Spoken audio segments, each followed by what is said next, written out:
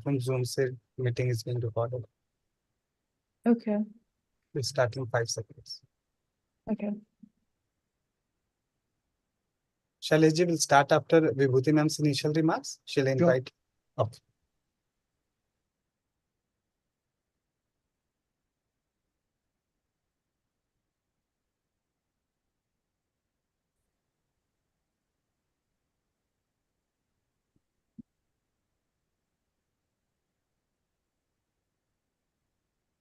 Go ahead, Varushka.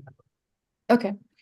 Namaste and greetings. I, Varushka Bhushan, researcher at IMPRI, Impact and Policy Research Institute, Prabhav Evam Niti Anusandhan Sansthan, Nai Delhi, extend my warmest welcome to you all at IMPRI, #Web Policy Learning.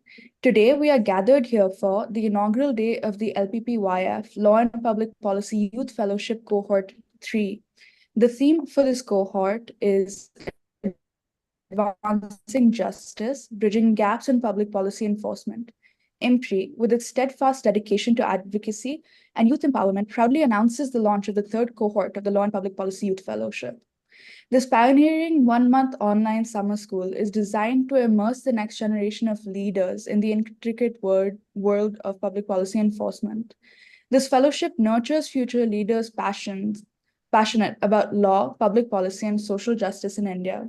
The rule of law's efficacy is tied to justice, ensuring citizens' rights through principles of impartiality, transparency, and fairness. UN entities help enhance justice systems, empowering disadvantaged communities and addressing systemic issues. In India, access to justice is protected by the Constitution and international covenants, with legal aid programs ensuring equity for all. The Summer 2024 theme, Advancing Justice, Bridging Gaps in Public Policy Enforcement, emphasizes robust, equitable legal frameworks. Participants will gain insights from experts, engage in hands-on projects, and explore topics like access to justice, criminal justice reform, and human rights. The fellowship empowers fellows to make a tangible impact through advocacy, policy proposals, research, and community outreach, providing support and resources to drive positive change. We welcome you to join us for an immersive journey into impactful policy and action. The chair for the program is Professor Vibhuti Patel, visiting distinguished professor at IMPRI, and the lead advisor and legal hands-on sessions will be dealt with by Advocate Dr. Shalu Nigam, visiting senior fellow at IMPRI, advocate, author, and researcher, gender and human rights. Our expert panel for the program includes Shri Shailesh Gandhi ji, Mr. Sandeep Chachra ji, Dr. Vahida Nainer ji, Professor Dr. Sina Paul ji, Professor Abdul Hafiz Gandhi ji, Mr. Himanshu Shekhar ji, Advocate Lara Jissani ji, Professor Vibhuti Patel ji, Advocate Dr. Albertina Almeida ji, Professor Soumya Uma ji, and the governors for this course are Dr. Ajay Gudavarthi, Advocate Celine Thomas ji, Dr. Simi Mehta ji, and Dr. Arjun Kumar ji. Proceeding further, we welcome everyone to this transformative journey and appreciate your dedication in investing your time, energy, and commitment to gaining a profound understanding of the crucial role and intricate details of policy in action. We have also shared course outlines and reading resources in your email for your perusal. Before we start today's session, I would like to state the housekeeping announcements. First, please join the meeting on time. There will be a Q&A session after each presentation. Share your questions in the Q&A box. The questions must not be posted as an anonymous attendee. Ensure that your questions are precise, and please refrain from making general comments in the questions to save time. To begin today's session, I would like to invite our chair, Professor Vibhuti Patel, visiting distinguished professor at IMPRI, to give her opening remarks. We welcome you, ma'am, and over to you. Thank you, Varushka, for introducing the course, and welcome Shri Shailesh Gandhi ji for today's opening room for inaugural address. First of all, I would like to thank Dr. Arjun Kumar, Dr. Simi Mehta, Dr. Shalu Nigam, who is a lead advisor for this course, Ms. Vaishali Singh, Priyanka Negi, and today's moderator, Varushka, and esteemed participants. Welcome to the Law and Public Policy Youth Fellowship Cohort 3, which is dedicated to nurturing the next generation of leaders who are passionate about addressing critical issues at intersection of law, public policy, and social justice in India. The pursuit of justice has long stood as a cornerstone of human society, emphasizing the inseparable link between law and justice. It is a fundamental and inherent human right enshrined in our constitution. Today we saw our ministers, they all took oath to gave a promise to respect and protect our constitutional guarantees, ensuring easy access to legal recourse when needed. In contemporary times, the efficacy of rule of law is intimately tied to ensuring access to justice. The administration of justice serves as the mechanism through which rule of law upholds rights and equitable treatment to the citizen. This encompasses the timely and convenient pursuit of justice through legal avenues, underscored by principles of impartiality, transparency, effectiveness, fairness, and accountability. It is imperative that access to justice be equally available to all, irrespective of the intersectional location of caste, color, sex, religion, economic status, and region. UN entities provide essential support to the member states. Currently, there are 201 member nation states with the UN in enhancing justice systems across various domains.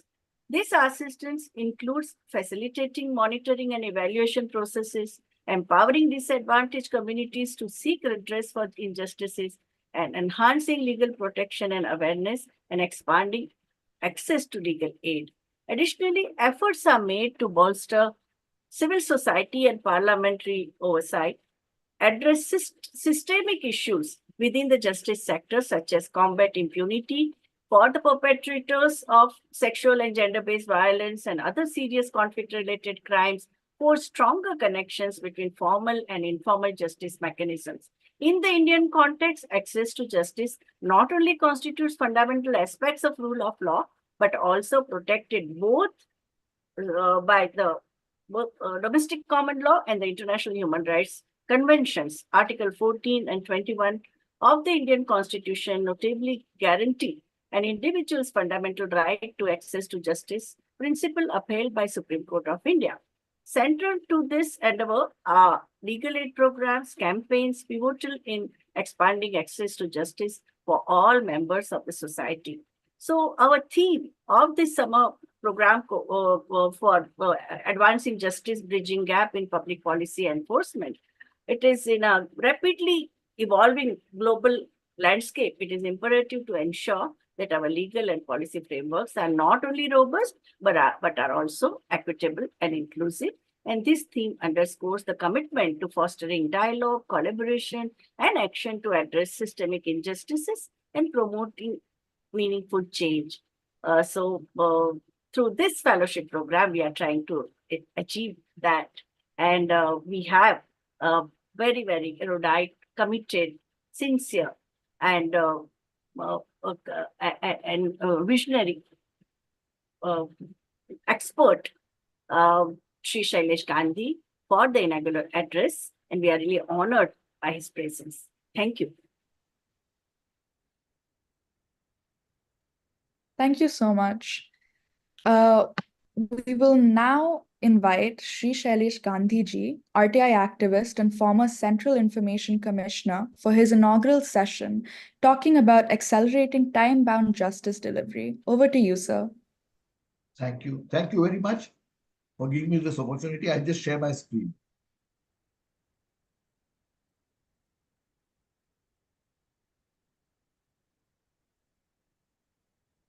Is my screen visible? Hello?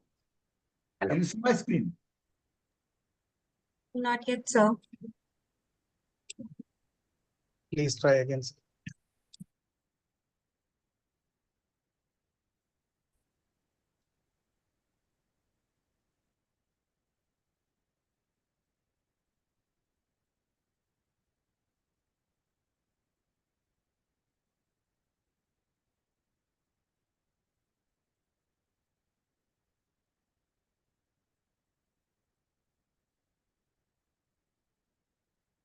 Now is it visible? Now we can, yes. Thank you. So you can go full screen.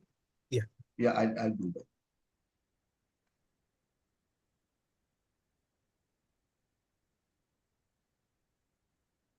Yes, sir. Perfect. I believe India needs to think of this topic, which is not being thought of at all. I've yet to see a Chief Justice of India saying that we'll offer time-bound justice in 2 years, 3 years, 5 years, 10 years. The Niti Aayog, of course, has made a brilliant forecast. I don't know on what basis in their Abruzcal paper, where they have said that it will take 424 years to clear the backlog of cases in India. I don't know from where they got the figure of 424 or what magic was used. Let us see, is time-bound justice possible? I'm not a lawyer and legal profession. People laugh at me and say, Mr. Gandhi, you don't understand. Well, I have a simple hypothesis, but even if my hypothesis is bugged, we need to think of this to ensure time-bound justice to at least most of the people in the country. I would contend that we don't have a justice system. What we have is an injustice system. Yes. India has a new world record. I think I'll have to reduce the size slightly.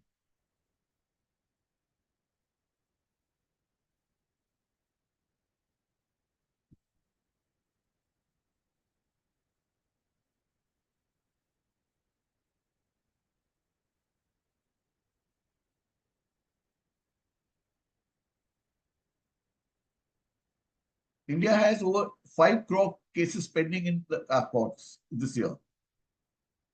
The nation is targeting a 5 trillion economy, but before we can reach 5 trillion economy, you set a world record of 5 crore pending cases in the country.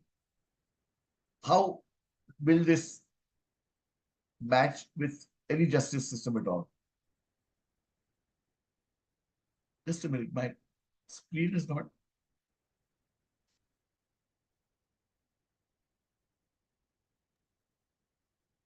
Yes, you can go full screen, sir. I'm going full screen, but my entire screen is not visible, my friend. So the banner must be coming. You can, yeah, now it is full screen for us. Yes. No, the top part is not coming. Oh, sir, you can drag it to down.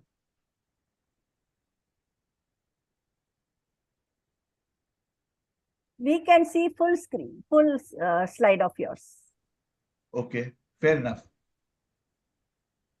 Delayed justice is injustice, in my opinion. People say justice delayed is justice denied, but nobody takes it seriously in our country. In 2006, 292 lakh cases were pending in courts. In the year 2024, we have now got 50 lakh cases in the courts. And 500 lakh cases pending in courts. And at this rate, by 2047, target that the Prime Minister keeps talking about, we will end up with over 10 crore cases if we continue the way we are. And we are going the way with no thought of what is happening. In many countries, over 70% of the cases are disposed in less than 4 months, and less than 5% take over 3 years. In India, presently, about 25% are disposed in 1 year, and over 45% take over 3 years. India is at 79th position in rule of law index. That's how poor we are. And we are not paying any attention to this. We are talking of quality of judgments, quality of judges, etc. But we are not bothered about the fact that we keep slipping in the rule of law index. Just a small comparison. This is taken from the economic survey presented by the Finance Ministry in the government of in Parliament in 2018-19. According to them, average age of disposed cases is about half a year for civil cases and slightly less for criminal cases in the European countries. In India, the comparative figure is over 2.5 years and nearly 2.2 years. This is the wide gap, and this gap is widening, and we are making no attempt to think about this. Case duration from initiation to finalization by court level, Australia, this is. If you look at the first part of it, magistrates, courts, Only 3.5% of the cases are there pending for over 52 weeks. Just 3.5%. 73.3% cases get settled in 13 weeks, 13 to 26 weeks, 15.7, 26 to 39, 5, 39 to 52, 2.5. And over 52 weeks, just 3.5% cases are pending in the smaller courts, I can see. Our prisons are overcrowded, we say. This is the situation we have. Bombay High Court is monitoring. It has issued instructions to Maharashtra government, create more prisons. And every 3 months or 6 months, they take a report of how many new prisons have been created. Do we need more prisons? Take a look from a slightly different perspective. This is NCRB data in 2021. Number of convicts was 1,22,852. Under trials were 4,27,165. 78% of people in prison are under trials. And we have the gall to talk of Article 14 of the Constitution. We say we want to defend the Constitution. Article 14 of the Constitution is violated each day in our courts of law, from the Supreme Court to the smallest court. 78% people in prison just as under trials. Prison capacity was in 2021 4,25,609. If under trials were 50% of the total prison population, there would be 1,22,852 prisoners who are under trials at 2021. Therefore, the prison capacity required would have been 2,45,604. We are building more prisons, not bothered about whether these prisoners are convicts or not. In the USA, under trials are only about 20%. The slogan should be make courts, not prisons. Instead, our courts are proclaiming decisions saying make more prisons, because the situation in prisons are impossible to handle. We say corruption doesn't go down in India. Where does the root cause lie? A study was done by the Indian Police Journal for a 5-year period of CBI anti-corruption branch from 1980 to 1984, 5 years, 80, 81, 82, 83, 84. This study was undertaken after 26 years in 2008. What was the outcome of the work of the CBI anti-corruption branch, a complete CBI anti-corruption branch? Accused persons were 275, convicted was 144, pretty good. Average time for investigation was 13.4 months. Average time for first trial was 88 months. Number of accused sent to prison for over 20 days, just 4. 26 years later, the work of an anti-corruption branch CBI office resulted in conviction and prison sentence of over 20 days for just 4 people. Is the system at all a threat to people who are corrupt? The answer is no. After 26 years, judicial process still continues in 71 cases. The Indian taxpayer is paying money for continuing 71 cases after 26 years. A full anti-corruption branch in 5 years of work could only ensure serious punishment of 4 persons. Unless the judicial system delivers in reasonable time, corruption will thrive. I am saying corruption will not go down, it will thrive, and the rule of law cannot prevail. The Lokpal is no solution. Lokpal has been around for, I think, 4 or 5 years now and has shown no result. And it cannot unless the judicial system gears up. People say, no, but this is an impossible task. Worldwide, that's not an impossible task. People say we have more people. We have more people to work also.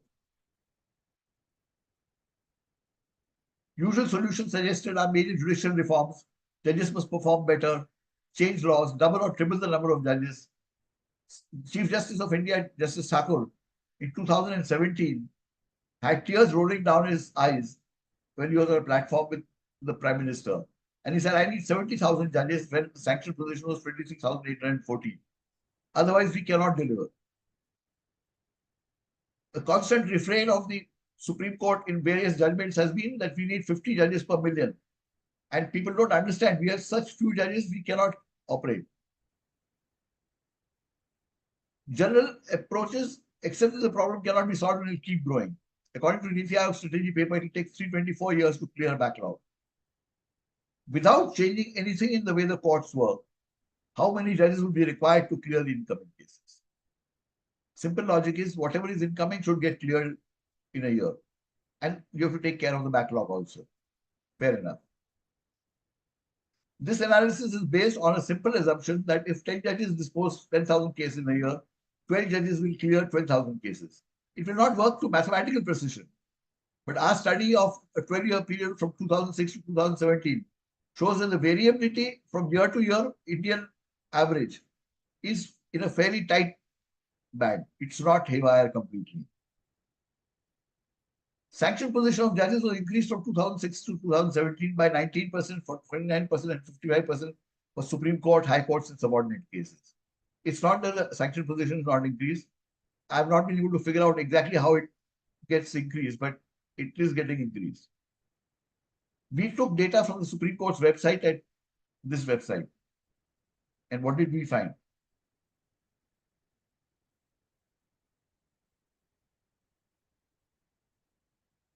Now, what does delay do? Just a brief outline. Criminal cases, investigating machinery loses interest. Witnesses lose memory, and this results in contradictions. Conviction in a genuine, truthful case becomes a dream. Innocent people are caged if they are poor. Those people in prisons, as under trials, 90% of them or 95% of them are poor, disadvantaged people. And we make big statements saying there's legal aid available for the poor, etc. What does it translate into? Nothing. Go and tell the man in the prison who's suffering for 2 years and 3 years and 5 years as an under trial that no, we have a great legal aid system. In civil matters, delay in grant of relief has effect of frustration of relief break and rampant arbitrariness in listing and case allocation. This, when you have a long queue like this, arbitrariness and corruption increase. They are breeding grounds for this. And if to say that there's no corruption in the judicial system, we are living in a fool's paradise. A simple principle of first in, first out is violated. If I ask a illiterate lady of 80 in a village, if there's a queue, who should be served first? She will say the person who's come first should be served first. This is not followed at all in our judicial system. Now I'll come to what we are suggesting as a solution. And I repeat, even if our solution is stupid, please think of this. This should be priority one for the nation to solve. We looked at the number of sanction positions and working position, and we discovered that in the Supreme Court, the average vacancy from 2006 to 2017 was 12%. High Courts was 32%. 1 in 3 sanction positions not filled. And subordinate courts, 21%. Supreme Court in various rulings has said we need 50 judges per million population. The sanction strength is about 18 or 19 per million population currently. And even that is not filled. And what is the impact of this? Oh, you will say, theek hai, thoda kam hota hai. What difference does it make? Here's what difference it makes. We've taken the total number of cases during the 12-year period. Total cases instituted 8.9 lakh cases in Supreme Court, High Courts 215 lakh cases, lower courts 2156 lakh cases, total 2380 lakh cases. The average per year works out to 198.4. Total cases disposed was averagely 193.7. It's not too bad. The gap is not too wide. Increase in pendency is 4.7 lakh cases per year. This is the average we worked out. What we call misdisposal due to vacancies. Assuming that it would have worked at the same level of disposal as the current judges, 55.1 lakh cases were misdisposal every year. Okay, you may say not 55 lakh, 40 lakhs, 45 lakhs, but this would have brought down the pendency each year. Balance spending as on 2017 end was 348.75 lakhs. It could have been theoretically, arithmetically, minus 312.65 lakhs. We could have imported cases. I'm saying this is arithmetic. Don't take it at face value and say, how can we have minus cases? I understand you can't have minus cases. It could have taken more cases into account or it could have given better justice or spent more time on cases. But that is all the gap is. The gap is not 2 times and 3 times. This is the story we are trying to tell. Summary, 198.4 lakh cases instituted every year. Cases disposed 193.7, shortfall was 4.7 lakhs. Missed disposal was 55.1 lakhs. Disposal shortfall each year during this period was 2.5% per year, whereas the vacancies were 21%. Any schoolboy will tell you that if you fill up the vacancies, your disposal will go down. Even if you have 5% vacancies, the backlog would start going down. We are not doing this. This should be priority 1 for the nation. We're just not doing it. At the end, during the Q&A session, don't take anything that I take as gospel truth. Challenge everything. I say, think of it like this, that Shailesh Gandhi is an engineer, not a lawyer, and he doesn't know what he's talking about. Please go ahead and challenge this. Just taking 2 figures, 2006, number of High Court judges sanctioned in India was 716. Number of High Court judges working was 611. 2022, number of judges sanctioned was 1108. Number of High Court judges working was 730. So, no matter how many we sanction, judges are not being appointed.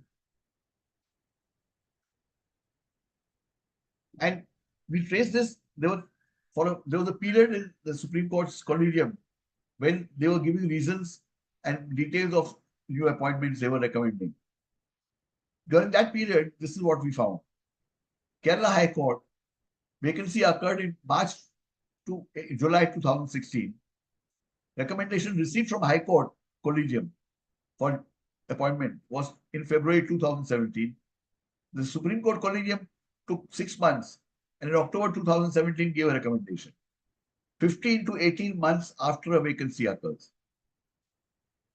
Madras High Court, similar story, 16 to 20 months.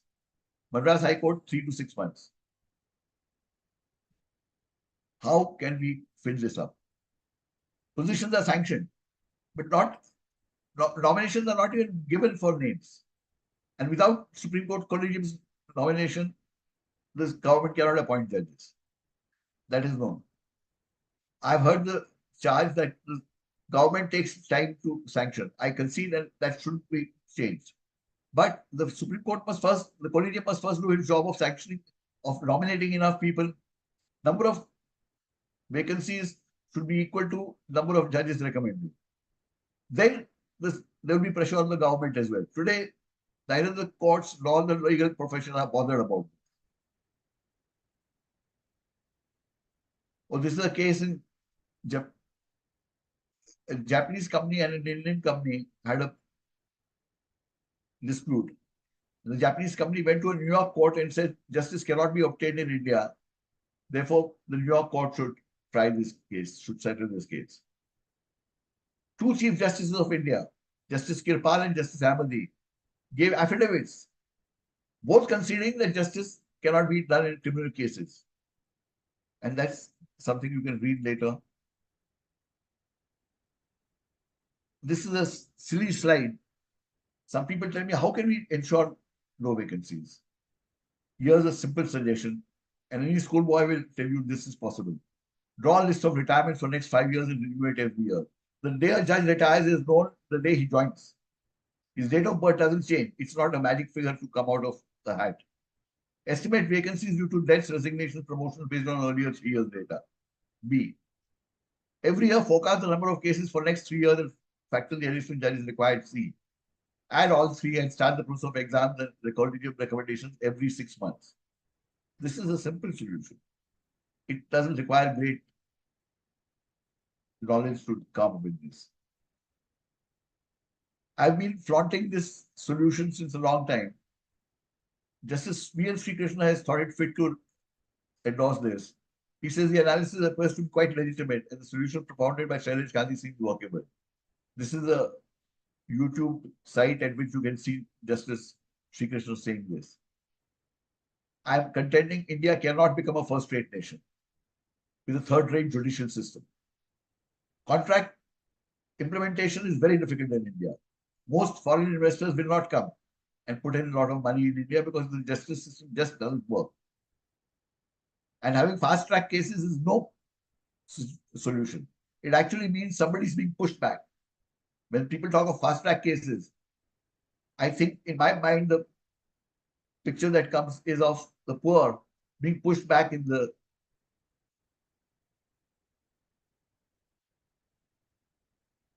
A few other points which could be considered is e-filing of petitions, affidavits, payment of fees, SOPs, RLE would save 3 lakh fees each year if we went paperless in our courts.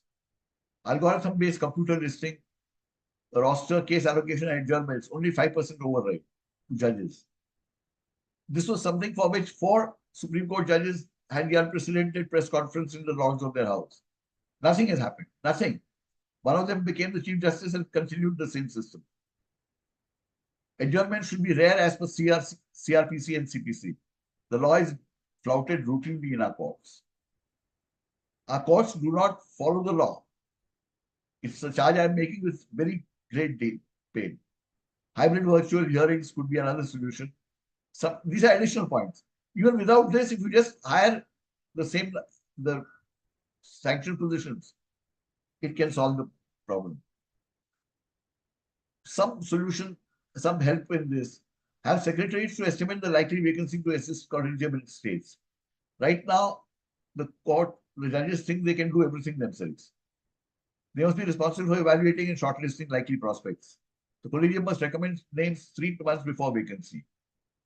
At state level, the top candidates must be taken in the process to fill the vacancies. The concept of failing all candidates must stop.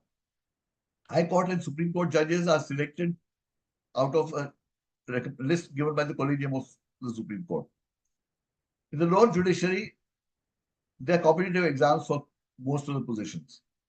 And I have seen instances where thousands of people apply and all are failed. If you adopt an approach like this, you want angels to come down from heaven. You must take the best of what is available. IITs, IIMs, national law colleges take the best of what is available. They don't say we will set a standard where everybody will fail and therefore we won't employ.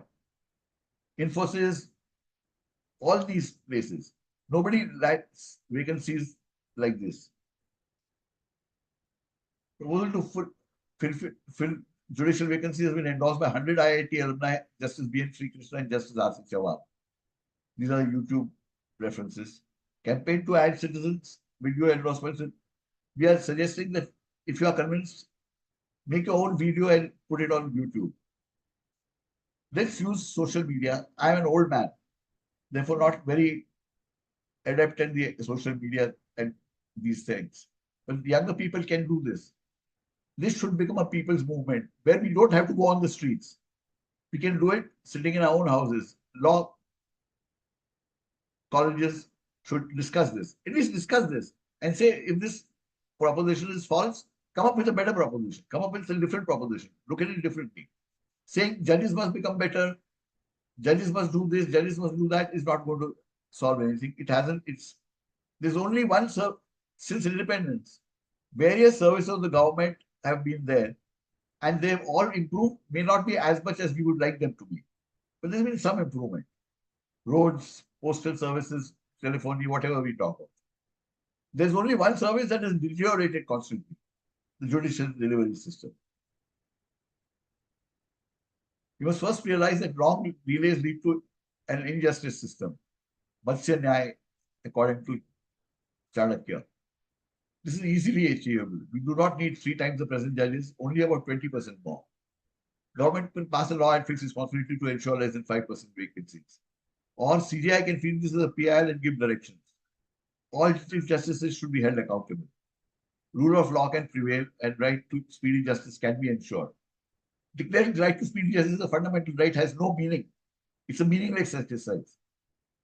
It means nothing to anybody. Rule of law can prevail and right to speedy justice can be ensured. Over 90% of cases must be decided within 1 year. I repeat again, forget this solution. If the solution is bunk for whatever reasons, forget it. But come up with something which says here in the roadmap is in the next 5 years, 7 years, 10 years, we will come to a 1-year solution. We are not even driving towards that. We are just deteriorating and watching it and saying, oh, nothing can be done. Niti Aayog says it takes 324 years to clear the backlog. How in the world is that feasible? And how does it make sense at all? Film judicial vacancies, subordinate judiciary is joint responsibility of high courts and government. And together they must ensure that vacancies are less than 5%. High Judiciary Collegium recommendations. WP 1303 of 1987, judgment given by 9 judges in the Supreme Court, has laid down that selection must be done and names must be selected at least 1 or 2 months before the actual vacancy occurs.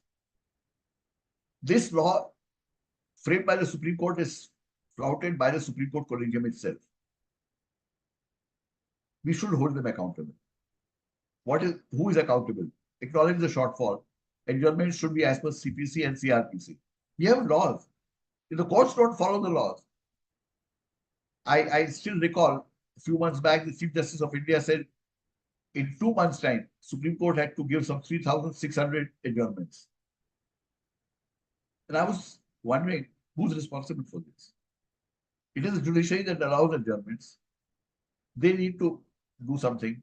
And the Chief Justice of India is making a national statement saying we had to do 3,600 adjournments as if it was a lack beyond their control. The same thing I'm saying, you can bring change. My hope is citizens of India must find the courage to say we want change. And the change can happen. It's not impossible. We do not have to live like this. Otherwise, the rule of law will collapse. If you continue at this rate, 10 crore cases will be there. Today, those powerful, those who are wrongdoers, don't fear the law. And if they don't fear the law is meaningless. What we call a justice system is an injustice system masquerading as a justice system. The in is forgotten. Without timely disposal, all judicial and constitutional processes become meaningless. This encourages arbitration and corruption. CI must show a roadmap and define what is required and how much time timeliness will be achieved. Citizens must make this a priority. Legal profession in particular, but I'm saying all citizens. This concerns all of us. Otherwise, we give rise to bulldozer Raj and encounter Raj. We are leading towards lawlessness. Citizens are celebrating encounters, which is not a very good thing. We are becoming less and less civilized as we go along. Here's my last pitch. Mera Bharat Mahan we say. I say Mera Bharat Mahan nahi hai. Mera Bharat Mahan nahi hai, par ye dosh mera hai. I, the individual citizen, sovereign of this nation. It's a democracy. I control and have a responsibility to make my system better. And we can do it. Thank you very much. Thank you. Please ask questions. Make it brutally. Say, Mr. Gandhi, what you're talking is nonsense. It's unachievable. I believe if European countries can do it, if Australia can do it, why can't India? And India must. Unless we become in the top 10 in the legal ranking system, India will never become a first-rate nation. I can guarantee that. Thank you. Thank you very much. Sorry for the patience. Thank you so much, Mr. Gandhi. And before we open the floor to questions, I would like to invite our chair and legal advisor for their comments, if they have any. Shailesh, there was a time when we all were extremely optimistic about Right to Information Act, and we as NGO and social movement had greatly used it immediately after it was put in place. Maharashtra was the first one to do. What is the status? Can that be the tool in the hands of citizens to make the justice system accountable and galvanize it into action to deliver a speedy justice? With deep pain, I'm saying, everybody in power dislikes RTI. We had one of the best laws in the world. I have a critique of Supreme Court judgments on RTI, which, in my opinion, are per incurium. But where does one go for relief? There is nowhere. And the bureaucracy, of course, doesn't like it. The political class doesn't like it. Unless there is a people's movement, saving RTI sounds a little difficult. RTI will continue. Like the consumer courts continue, we'll continue this thing. But the law is not being applied as drawn up by Parliament. And now it's being amended brutally. So I'm saying we need to build a people's movement. That's a longer fight, I think.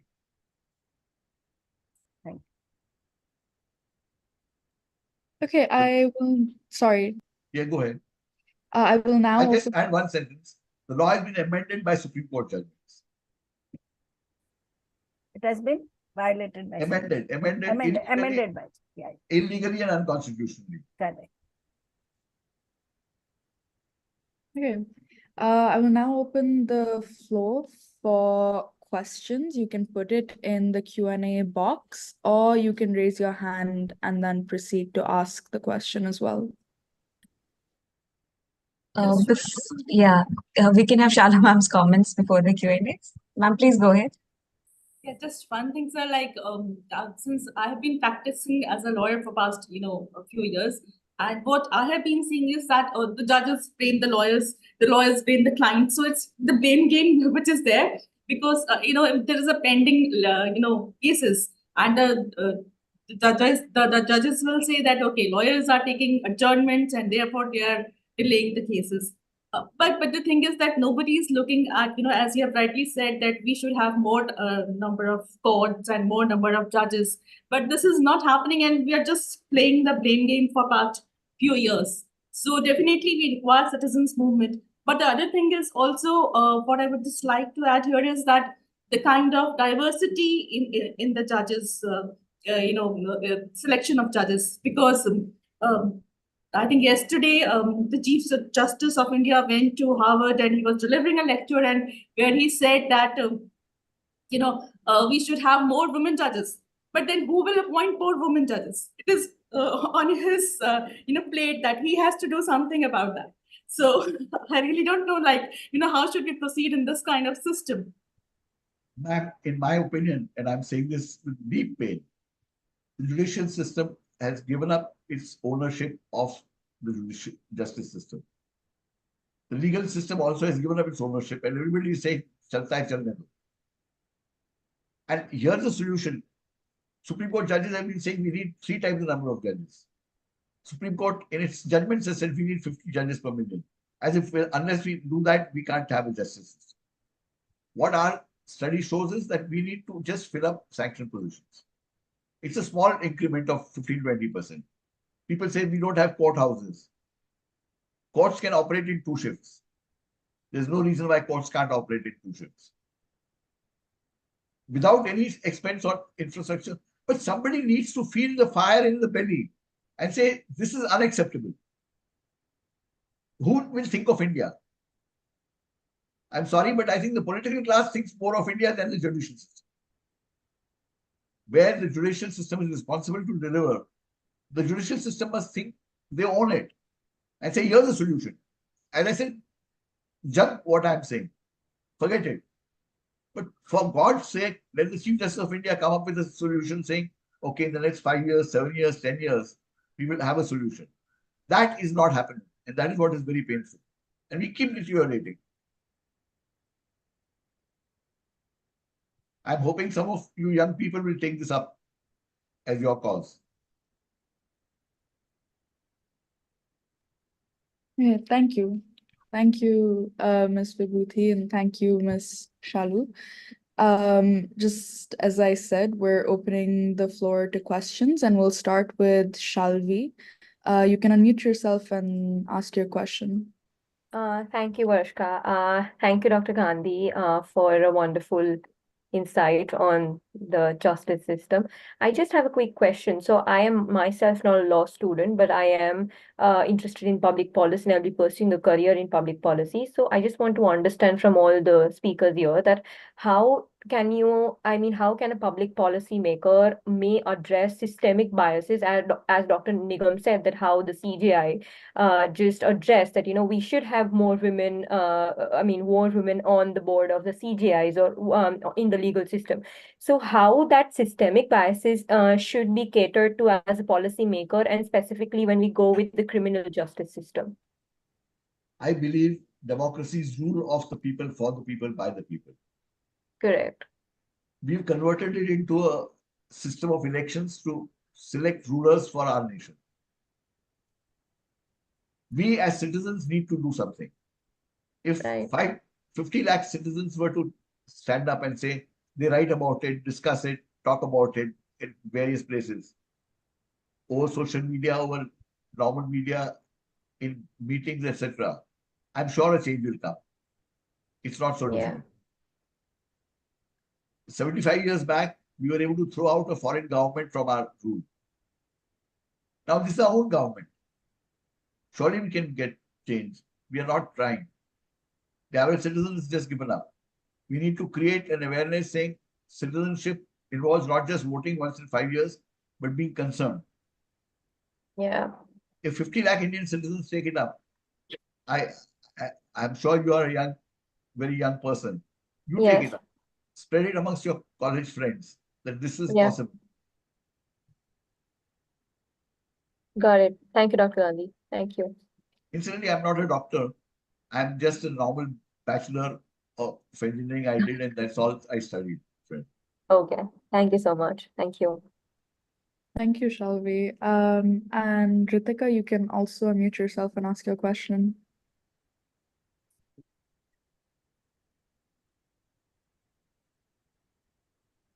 Or if not, Ritika was asking, why has the NJAC not been implemented? That's because the Supreme Court struck it down. No, nobody's trying to say, I need a solution.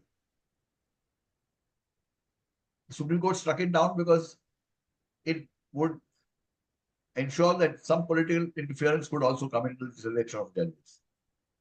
I'm not commenting on the merits of this, but I'm saying nobody is trying to find a solution. Everybody is saying, हमने decision दे दिया, खत्म हो गया. Government also said, ठीक है, NJSC नहीं तो नहीं सही. And citizens didn't bother. I hold citizens, myself as a citizen, as the ruler of this nation is responsible. I think if enough of us take responsibility for what's happening, we can get into a better India. Otherwise, we live in a fool's paradise. Okay. We do have some comments in the chat if Tathagat would like to contribute. Yeah, hi. Hello, everyone.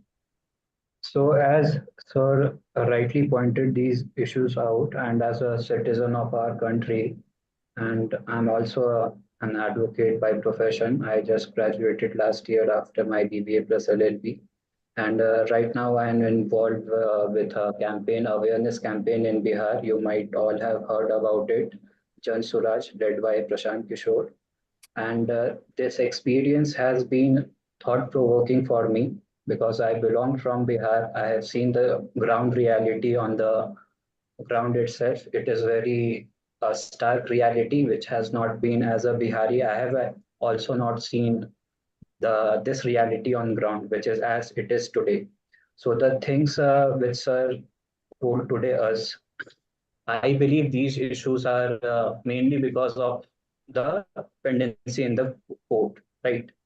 But at the end of the day, I believe everything in India has been about like public-led mass movements. As Sir also rightly pointed out, these things should be discussed at every level and every ecosystem of our country. But unfortunately, it is not the case in today's era. And at least we all are here discussing about it. And I believe this is a very proactive step in tackling these issues in the coming days. And I believe India has been nothing but a country of movements. And here, I don't believe no law or paper, no law or any procedure would be implemented only on paper. Be it the example of Mr. Kashiram in UP, or be it the example of Mr. Mahatma Gandhi when he took things in his own hands and took it out to the masses, the wisdom of crowd.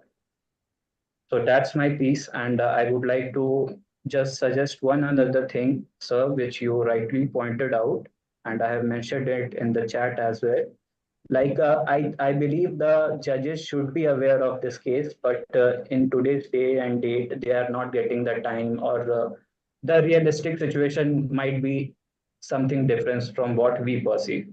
But how we can inculcate these things into their thought-provoking sense is that we should be at least recommending, or they should be at least, the judicial academy should be having annual meetings regarding these things, how they could tackle these things. And am I clear? Because I think my internet is not stable.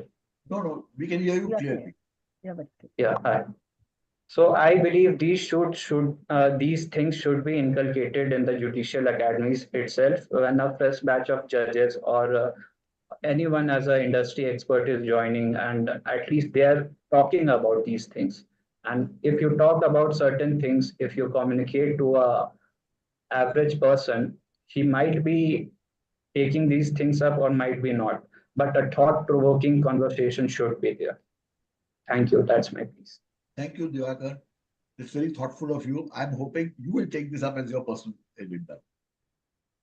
Surely, sir. I was also thinking to write an article on it. I'll surely take this up also in the coming couple of months. We'll publish it somewhere. And consider if your party would like to push for this. Absolutely. Elected representative. Thank you. I actually do have a question. This is a gap in my knowledge, but I was wondering, within democratic institutions, who is meant to hold the judiciary accountable? My own sense is citizens. I really take the description of democracy being rule of the people, for the people, by the people. I take it literally.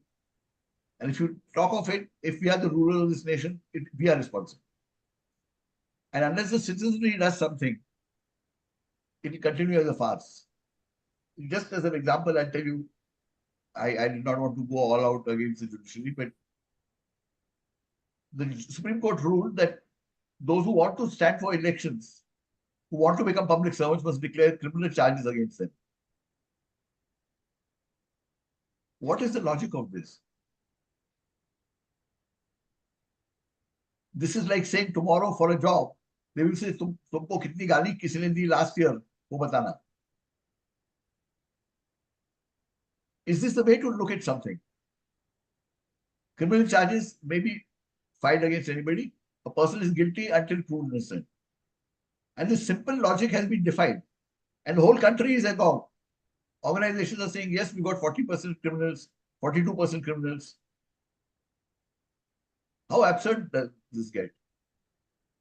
My submission is, if citizens start holding everyone accountable, the political class, see, in India, we've got used to the idea of holding the bureaucratic class accountable, holding the political class accountable. But the judiciary is above all this. Bole so nihal sat sri akal is the logic. I'm not saying we should criticize the judiciary, but we must take up issues with them and hold them to account also. We must hold all quasi-judicial bodies to account. In fact, my wider problem is information commissions, lokayogs, women's commissions, children's commission, human rights commissions. All these are not being held to account. Lokpal. These are all burdens on the Indian taxpayer. Tell me if you can think of any significant thing these people have done. I don't think it's happening. And we need to, and who will hold it to account? Unless we decide to get another country to colonize us. Only you and I can do it, my friend. And you more than me. Yes, okay. Thank you so much. Thank you so much, sir, for such a data-driven and detailed conversation with us. And we at IMPRI hope you continue to collaborate with us in the future, and we hope to see you back very soon. One last suggestion. Of course. Can IMPRI take this up as a policy matter? Groups like this are the ideal ones to take these causes further. If you are convinced, if you're not convinced, junk it. I think that's definitely worth a conversation that we will be having internally. We'll keep you updated, sir. Thank you. Thank you. And individually, all of us are in various democratic rights, human rights organizations. So we are taking it up. I had just one question about Lok Adalat, that in the women's movement during 90s, Lok Adalat had a locus standi, and where so many cases of gender-based violence, especially the dowry murders, domestic violence, the extremely brutal judgments by the Khap Panchayat and customary laws and all, they were taken up, and the state also, they work in collaboration with the state. Can't we come out with such thing where there is a bottom-up initiative which is recognized and acknowledged by the state? No? Let us try as many avenues as people can think of. My submission is, if 20 people take it up as their ownership, it's their problem. Then if they keep thinking of it, trying to find solutions, we'll come up with solutions. Citizens of India will come up with solutions. But first, people must think it is their job. Yeah. Ideally, the court should think it's their job, but they are not doing it. Correct. Let us think of it. Yeah.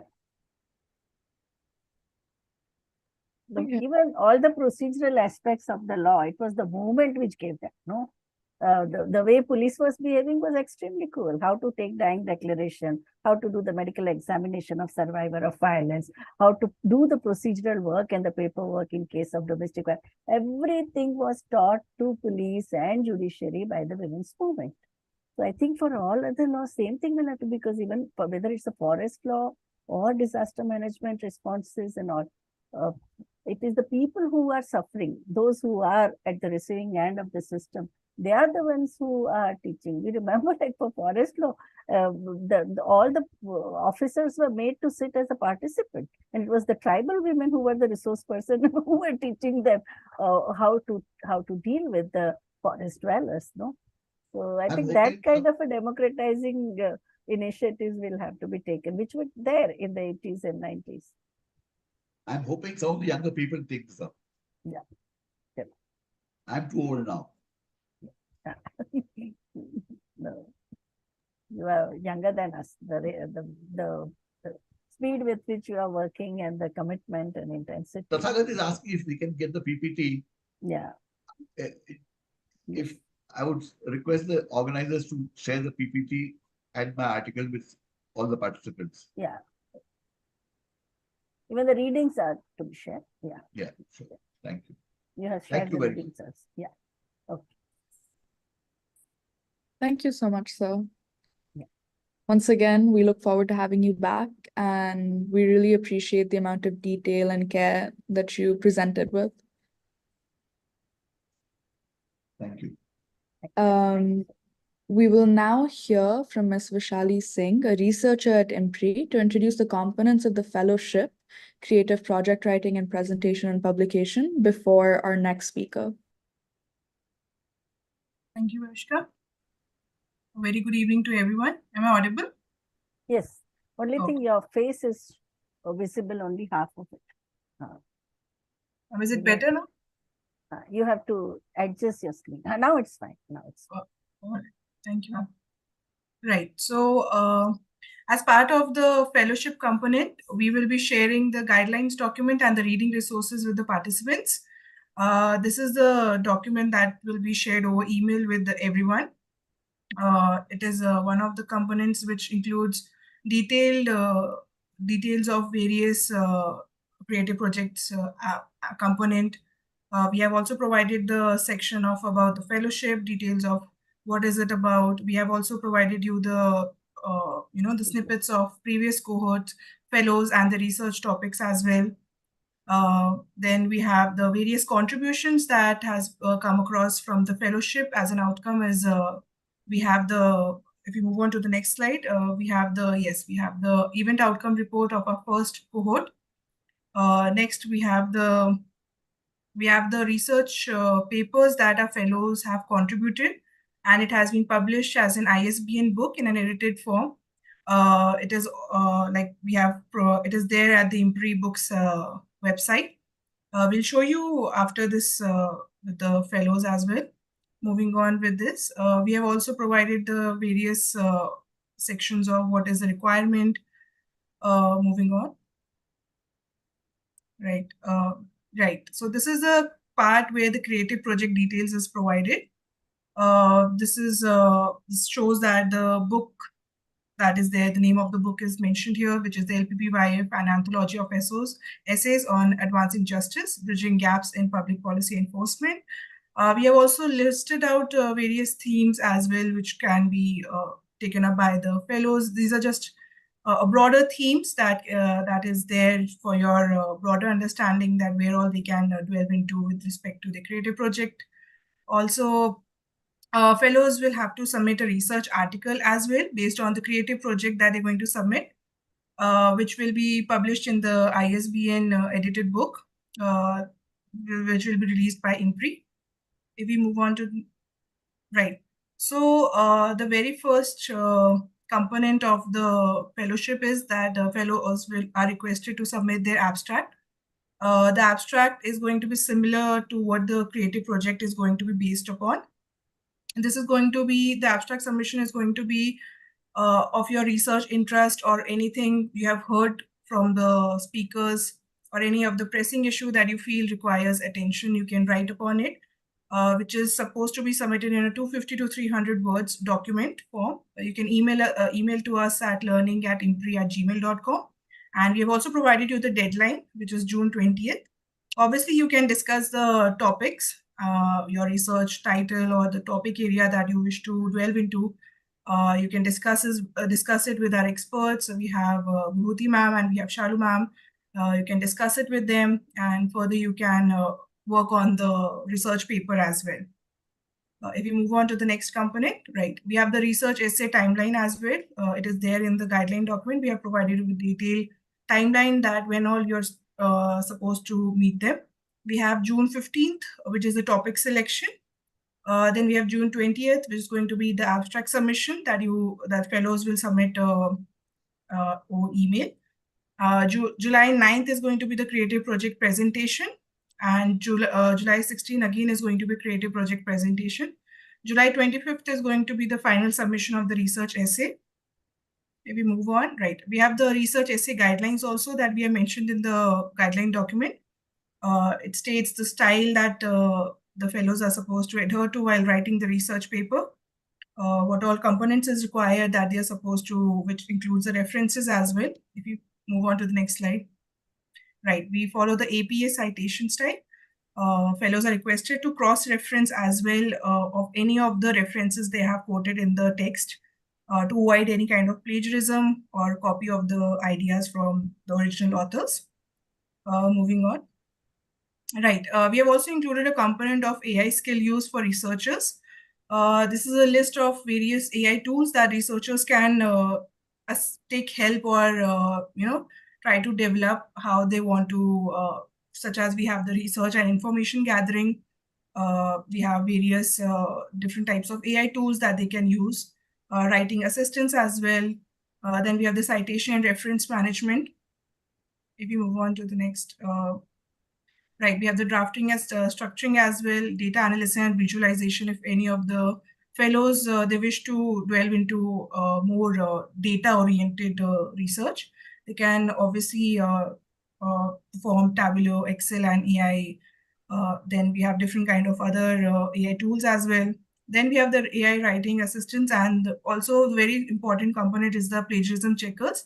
We have provided you a list of various tools that they can use, such as Turnitin, Doubly Checker, which are free plagiarism checker as well, which is very important when you're writing a research paper to avoid any kind of copying or, taking ideas from the original authors. It's better to run through the plagiarism once. It's usually the UGC criteria is 10%. So you can adhere to 10% of plagiarism. And then we have the language and style improvement, and specific academic tools are also there. We have provided you everything in the guideline document. We move on to the next slide, please. We have also provided you with the layout of research essay, which will include the background and purpose and aim of the research. If you look at the second paragraph, it specifically mentions the layout. which includes purpose, aim of the research essay, the main body highlighting the investigation, study, analysis, followed by a review, findings, recommendation, and concludings of the researcher. Also, you can write, you can attach various kind of photos, graphs, if they are available as part of your research at the end, which is the reference section for better understanding of your research. Then we also have we have provided you the various outline elements of the effective paragraphs. So moving on to next, right. Then we have certain guidelines for research ethics. We requested fellows to go through the ethics section as well, because it's very important when you're writing a research paper and getting it published. Moving on to the next slide. Right. We have the post-submission guidelines as well. Post-submission guidelines is where once you have submitted the research paper to us, or you have developed a research report as well, where all you can get it published apart from the edited book that you will be submitting. We have provided you a list of various platforms that you can get your papers published as well, since it's going to be a paper which will go through a thorough review by experts from Vibhuti ma'am and Shalu ma'am. So you'll have a very rich outcome as well. So these are various platforms which we have mentioned here in the submission and publications at IMPRI, and also the publications outside of IMPRI where all you can contribute, such as we have the Economics and Political Weekly, SAGE journals. We also have a IMPRI journal as well. It's a peer review journal. You can submit your article at that front as well. And also you can contribute, you can submit it in various UGCK listed journals as well. Then you can give it for publishing in magazine articles. You can concise your research essay as per the requirements of the magazine articles, and then you can further get it published. OPED as well, submitting abstracts for paper presentations as well. If you go to, if the theme of the conferences that you have applied or seminars or workshops that you applied, if it aligns with your paper, then you can obviously present your paper there. Moving on, if we go to the next slide. Yeah, thank you. Then we also have creatives for social media as part of your creative project. If you have delved into a more on-ground study, you can get snippets of the photographs of the study area that you're working on. So you can share it with us, that we can post it on the social media platform as well. You can obviously make a short reel or a short video as well to submit it. For that can be further shared at the IMPRI channel, YouTube channels, or in IMPRI social media channels. If we move on, right. We have also provided you a list of program experts, and right, coordinators are also there. Right, we have also provided you the time structure itself in the guidelines document, day-wise, and when it is also, it includes a very important components when all the creative projects are going to happen, legal hands-on sessions are going to happen, when the essay research topic session is also going to happen. Moving on. We have the reading resources. That's what Shailesh has also mentioned, that he has shared a list of resources. We have included here in the guidelines document itself. We have all the listed. We have listed out all of it here. Moving on. We have provided you a list of rich resources that have been shared by experts. Right. We would also like to show you the previous cohort's contribution in the edited book. If we can have that, Priyanka.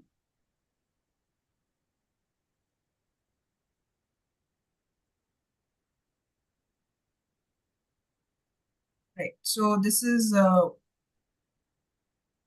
right. So this is here. It's available at impribooks.com website. This is from our first cohort that we have got various research papers submitted by our contents, where they have provided the picked up different kind of research topics and the regions that they have engaged in. If we can move ahead, right. We can just show them the first page as well, right. So this is how it has been presented. It has been adhered with the guidelines document.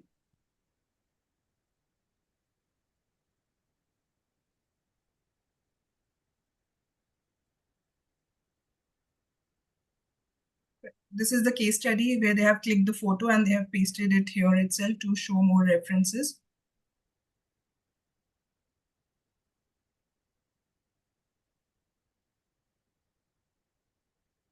If you can go at the end, Priyanka, at the fellows profile.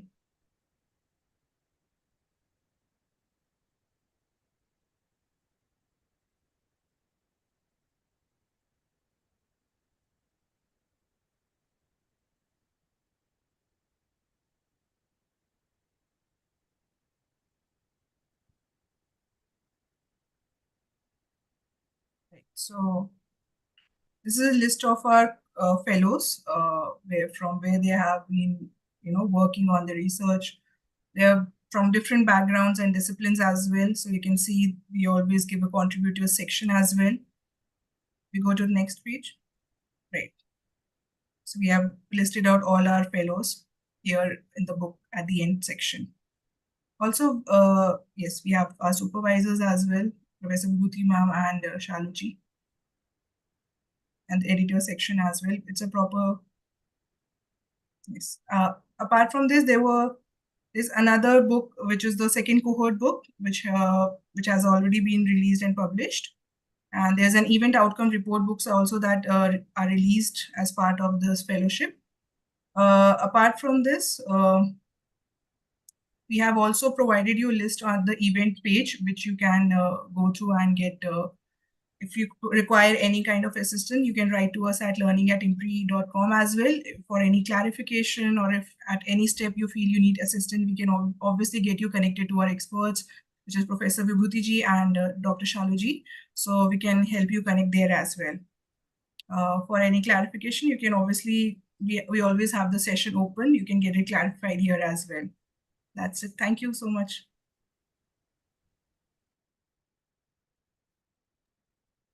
Over to you, Varishna. Shalvi has a couple questions about the fellowship in the Q&A box. That can be taken up after. Okay. He's waiting. Yeah, please introduce. Okay, thank you so much. So moving on to our next speaker, I'm honored to invite Mr. Sandeep Chachra, Executive Director of ActionAid Association India and advisor at IMPRI. He will be giving his inaugural speech on social inclusive justice. We welcome you, sir. The floor is all yours. Thank you. Thank you, Vashoka, for welcoming me. And it's always a pleasure to be with Professor Vibhuti. Greetings, ma'am. And of course, Dr. Shalu Nigam, I can't see on the screen, Vaishali ji, and I can hear Dr. Arjun in the background. So thank you for having me here. How should I begin? Let me just say that it's an honor and a privilege to be here with IMPRI in this course, as we say, but focusing today, as I've been asked, on the question of what was listed in your topic as socially inclusive justice. It's I think, a very good start. Let me say, I would prefer to use the word social justice. It means quite the same thing. And I would, in the beginning, try and give my little two-point understanding of what I think with social justice before I move on to what I have to say. To me, social justice is an approach, is a thinking, a long-held dream of all of us, let me put it that way, of an egalitarian society, which looks at how wealth, well-being, health, opportunities, possibilities are distributed in any society. And a social justice approach, therefore, would imply that if access is unequally distributed, opportunities are unequally distributed, let's say, privileges are unequally distributed, then there needs to be a redistribution of those so that everyone's human rights in any society, which are stratified societies, which are unequal societies, as we know, historically unequal societies. So in that context, the redistribution therefore means everybody's human rights are protected, are respected, and also promoted. And we move as societies towards what I would call, embedded in that thinking of social justice, is just and equal worlds. So that's how I would, friends, in warmly welcoming you to this session. All of the 27 colleagues who are here, I want to sort of lay out the assumptions and lay out what I think on the question of social justice and what kind of a world we on the ground, we as activists, we as researchers, we as people who believe another better world is possible, dream a just and equal world. So it's very much, let me put it in simple terms, it's been part of historical struggles. It's an imagination of historical struggles. Dr. Ambedkar is, pushed it in the Constitution of India. But that's how it's embedded in our hearts, the idea of social justice, the idea of justice per se, the idea of a just and equal world, that idea of an egalitarian society. So that's how I wish to start this discussion, this session, that time that I have. I also want to say, friends, that I work with ActionAid Association, as has been introduced. I also edit a journal called Agrarian South, which has the political purpose of seeking egalitarian, agrarian, and labor futures. So that's where my approach comes from. And today's session, I'm going to keep it very practical and simple from the perspective and tangible perspective that I see is possible. In the sessions that follow, I'm sure you will be exposed, as you always are in these sessions, to more academic, to more theoretical, to also more ideological debates, which I think are needed in any case. And where I want to come into this session is from the experience, and I want to keep it as in a practical situation, the experience of the last 6 to 8 months, notwithstanding all the other experiences. I want to focus on a people's agenda process and some of the lessons. May not have time to pick up many lessons today, but some of the lessons, one key lesson, one key challenge that we have in our quest for social justice and what the resolutions need to be.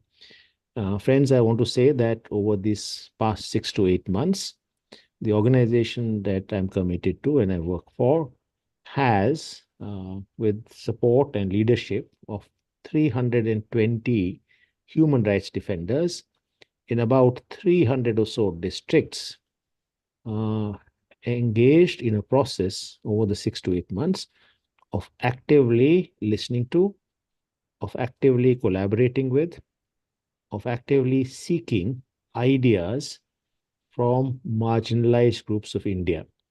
Now, this process, which went through about 50,000 or 51,000 meetings in these 310 or so, 305 districts, let's keep it 300, through about to about 18.5 lakh people, mostly and almost exclusively, let me put it, from what you would call Bharat ka Vanchit or Shoshit Samuday. Now, that would mean in different geographies that these districts span in about 20 states, people who identify themselves as Dalits, people who are indigenous people or tribals, people who identify themselves as denotified tribes of India, people who are nomadic pastoralists of India, people who are agricultural workers of India, people who are minorities and discriminated minorities of India, women of India.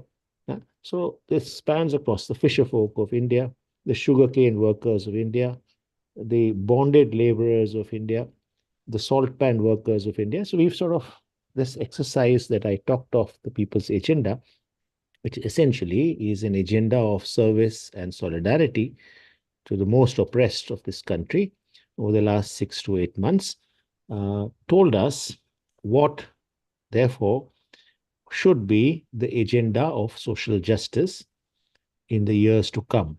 Now, how it gets used, where it gets used, in what kind of campaigns it gets used, let me not speak to that today too much. But let me say that essentially the people's agenda is an agenda for justice, is an agenda, I would say, centrally for social and ecological justice, words which are very closely related. And maybe if we have question answers time today, we will open it up on that aspect. Now, one of the issues that I want to pick up for a discussion today and a little bit illustrate in terms of the session we have today is the question of caste and work. So let me sort of use this broad outline basis of the feedback which came from all of the groups that I mentioned. One of the central agendas in the world of work, in the overall Lebenswelt meaning the life world of majorities of our country, is the question of caste and work. And when I say caste and work, largely, obviously, what you call constitutionally the scheduled caste or the Dalits of India, but does not totally exclude others, such as the denotified tribes, such as the tribes of India, such as the nomadic pastoralists of India.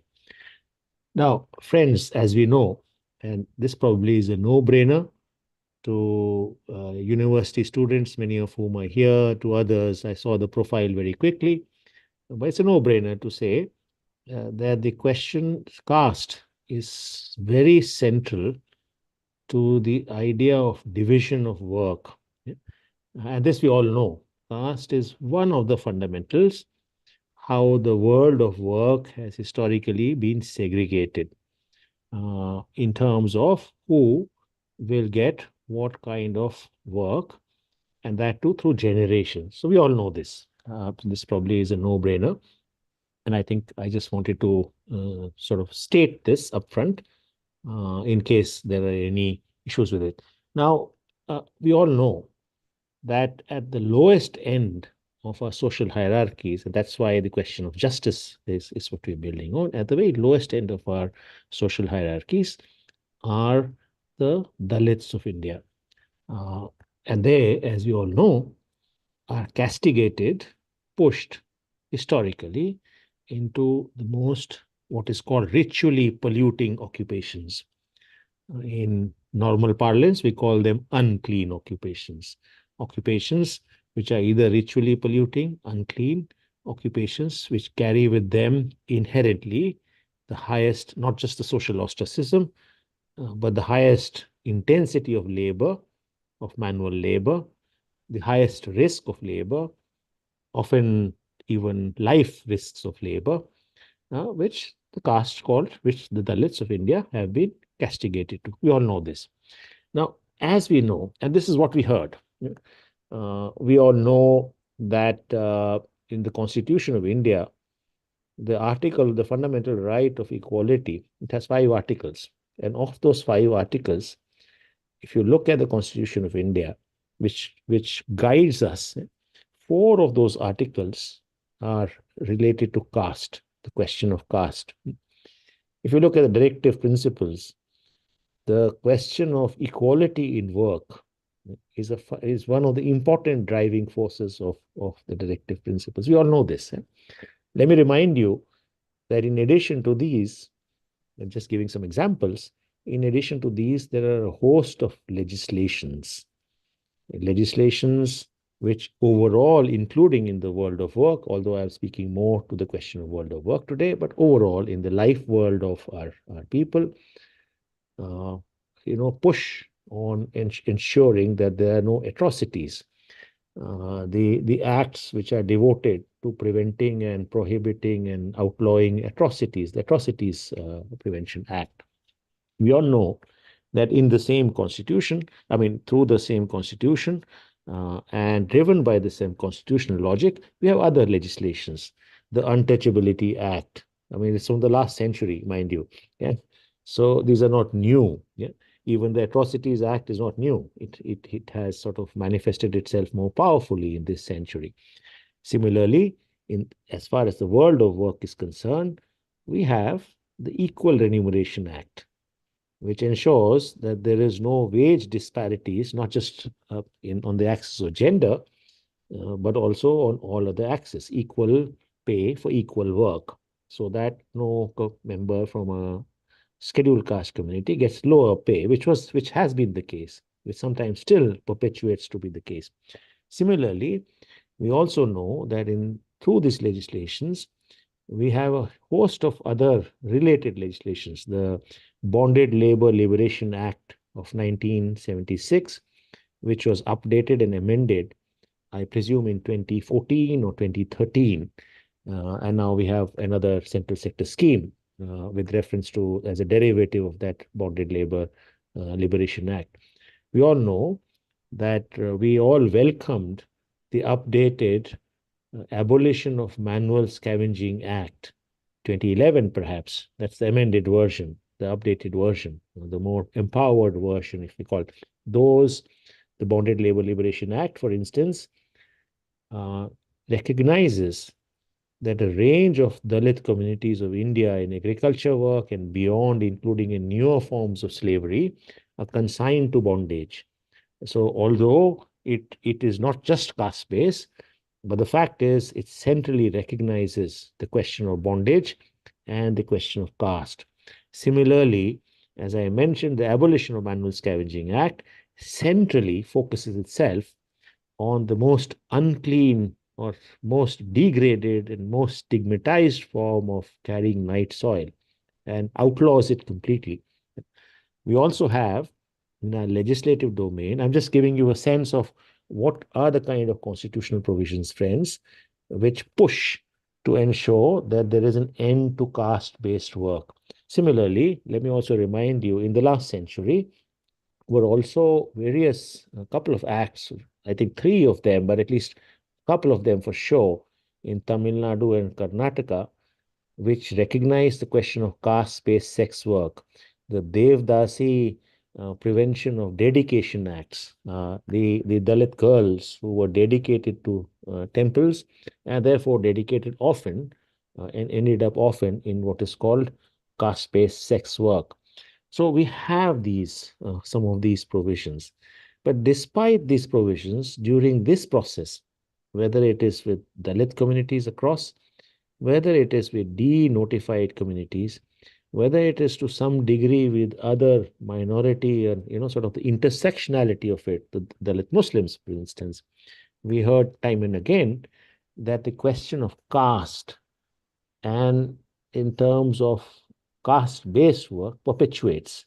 And it perpetuates perhaps on account of lacuna, perhaps on account of certain blind spots, perhaps on account of societal, the embeddedness of discrimination, the embeddedness of caste in our social thinking, in our society, the embeddedness of discrimination, it perpetuates. And therefore, while in many instances, de jure, it is not there, yeah?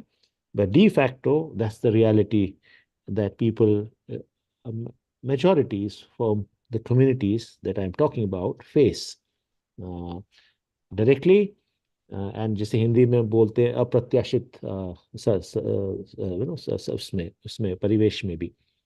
Now, if our objective, if our quest is social justice, one of the key dimensions, friends, is our long-held dream, Dr. Ambedkar's dream, to annihilate caste. If we want to seek social justice, we have, in this context of the world of work that I'm speaking today, we have to, as a society, as a social progress, a quest for social progress, to annihilate caste in the world of work, isn't it? End of the day, you find that we find, and we talk about it, it's on our agenda, people's agenda. End of the day, we find, okay, manual scavenging might have been banned. There may be some perpetuation, but let's say that's a better situation. It's a situation of bad implementation of that. But let's look at burial grounds. Let's look at cremation grounds. Let's look at who are the people currently, despite all these legislations, despite all of this legislation in all of these states, who are the people who are doing cremation services? Who are those people who are largely in burial services? I'm giving a few examples. Let's look at the other end of the spectrum. Let's now visit the temples of India. And let's look at who are the priests of those temples. Let's look at who are the pandas in the temple. You go to any temple. So let's look at how in the world of work, gendered as well in many axes, caste perpetuates, caste is thriving. And I think that is our quest. If our quest is to seek social justice, then what we must do. Friends, we must also understand, and I rush through a bit, then have a little time, perhaps if I know how the format is, but if it allows a little interaction. So what therefore is happening and what therefore needs done?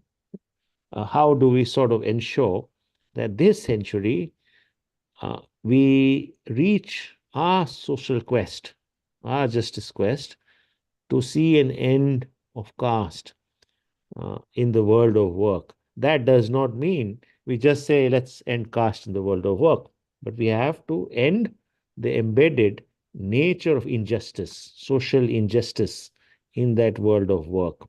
That does not mean, for instance, ending reservations will get us to the quest of justice to annihilate caste in the world of work. It's not notional.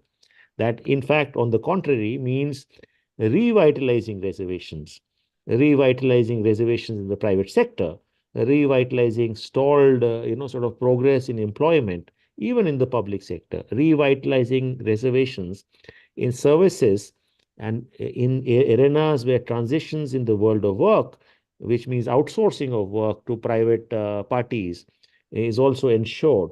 So it means that, but it means much more than that. It definitely means much more than that. It means the very basis, the structural basis of caste needs to be questioned, challenged. It has been questioned, it has been challenged, but it must be attacked and addressed. It must be put to rest. The very structural basis of how resources and wealth, assets, ownership are distributed and how they need to be redistributed. So therefore, it means perhaps in a quest to ensure an end of caste in the world of work, caste-based work in all its forms, it means a range of other things.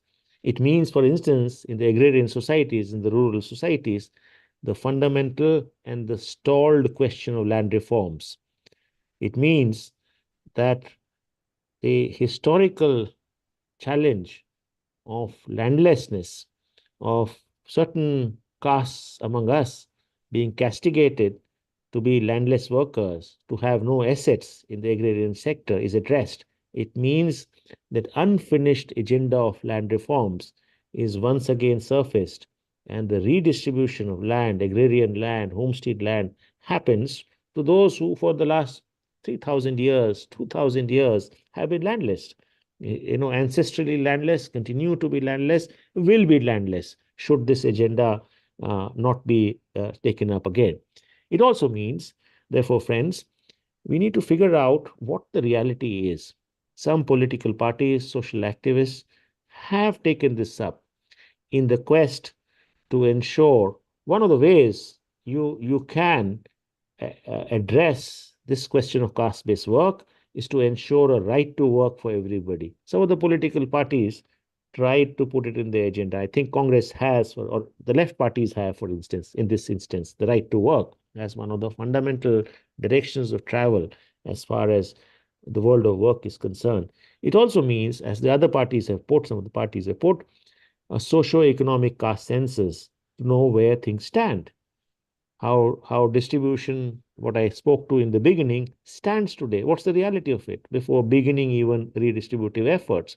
It means what they call, or what activists call, or what we call caste census, to know where the backward caste, the EBC stand, where the Dalits stand, whose assets and property and whose ownership is being transferred. I wish there was timeline data available to it. That would have made the trends very clearly. It also means, friends, to my mind, the whole question of, sort of if we now look at, intersect this with the world of work for women, with the world of work for Dalit women, it means many additional steps. I mean, that should apply more generally as well. So this logic or this idea is not only limited to women from Dalit community or women from tribal community or women from denotified tribes community, but it's more generic, but it definitely addresses the world of work for Dalit women as well, to understand that the idea of the world of work is not just the idea of the formal sphere of the world of work. The definitions of the world of work need to address the work women do at home, what often is called, the care economy or the care work, the time that they spend on serving their family, the time that they spend in revitalizing their families, in nurturing their families, in making the families run, in making the kitchens run, which therefore means that they progress. One of the elements of the progress to ensure an end to caste-based work, an end to ensure that that there is a dissociation and annihilation of caste in the world of work. It also means an equal progression as far as redistribution, as far as recognition, redistribution, and as far as in some instances people argue for remuneration. In fact, the Congress Party's manifesto, if you read it in these elections, was speaking to the idea of sort of compensating women somehow with 1 lakh rupees in recognition of the care work that they do tacitly. I don't think it was spelled out with that clarity, the clarity of thought, but tacitly it's meant that, the public services for women. But friends, I also want to then come to a more fundamental task, and that is the task of actually rigorously monitoring, rigorously reviewing, and perhaps, I think, in this quest to actually outlawing whichever arenas of our society caste continues to perpetuate. That may mean newer focused legislation. I gave an example of burial ground and cremation ground workers. I could very well give you an example of how particular denotified tribe communities are historically and sort of in the world of work pushed onto begging. So one can go on with these examples in particular instances, but the point here to make, the larger point here to make, is how should we, perhaps there's a need to make more focused legislations with reference to ending particular forms of caste-based work, caste-based sex work in many instances, the Bedia Basha communities from the denotified tribes, for instance. So you might need particular focused legislations in this regard as well.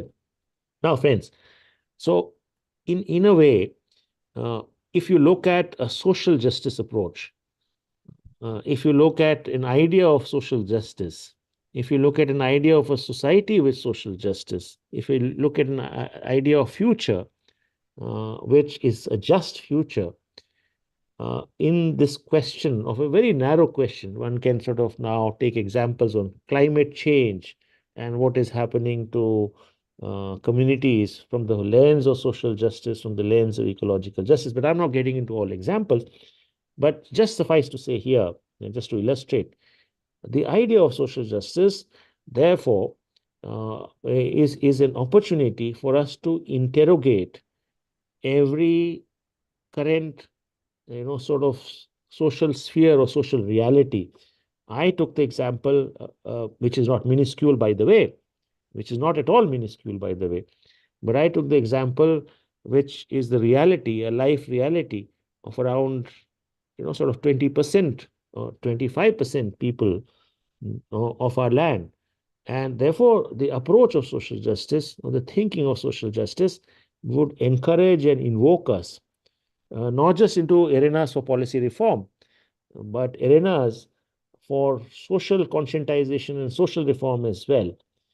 Law, as other speakers would speak to you, law sometimes is a beacon.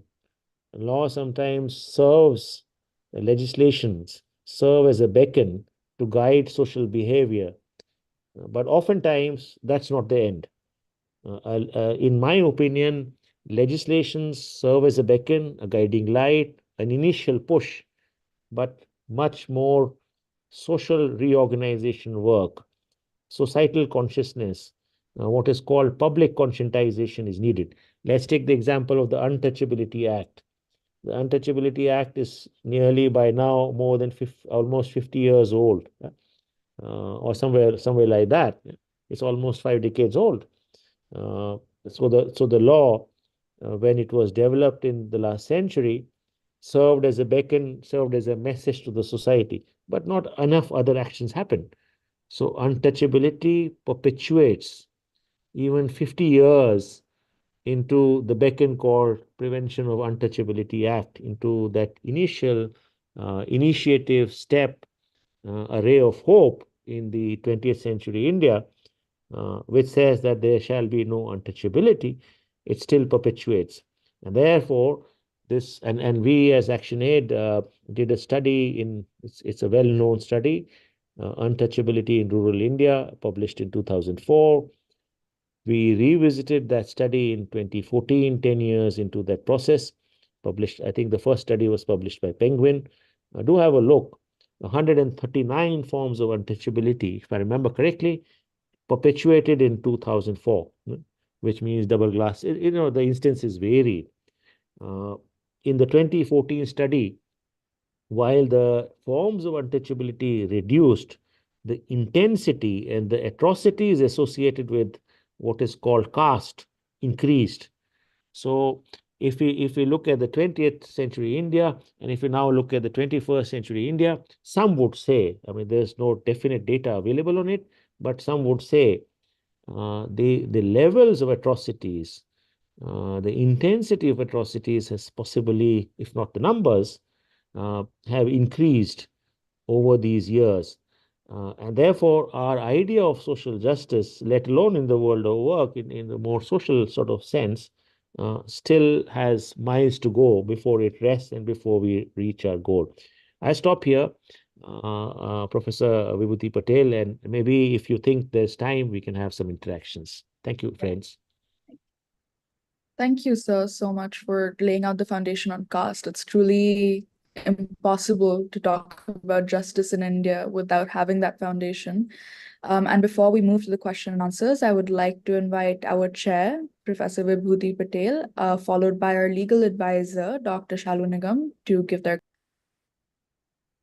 Thank you, Dr. Sandeep Chachra, for bringing out a very important discourse on caste. And I think as the Dalit entrepreneur, Milind Kamble, who established Dalit India Chamber of Commerce and Industry, he says that now I have reached a stage where people, other industrialists may not hesitate to shake hand with me, or they may even offer a cup of tea to me.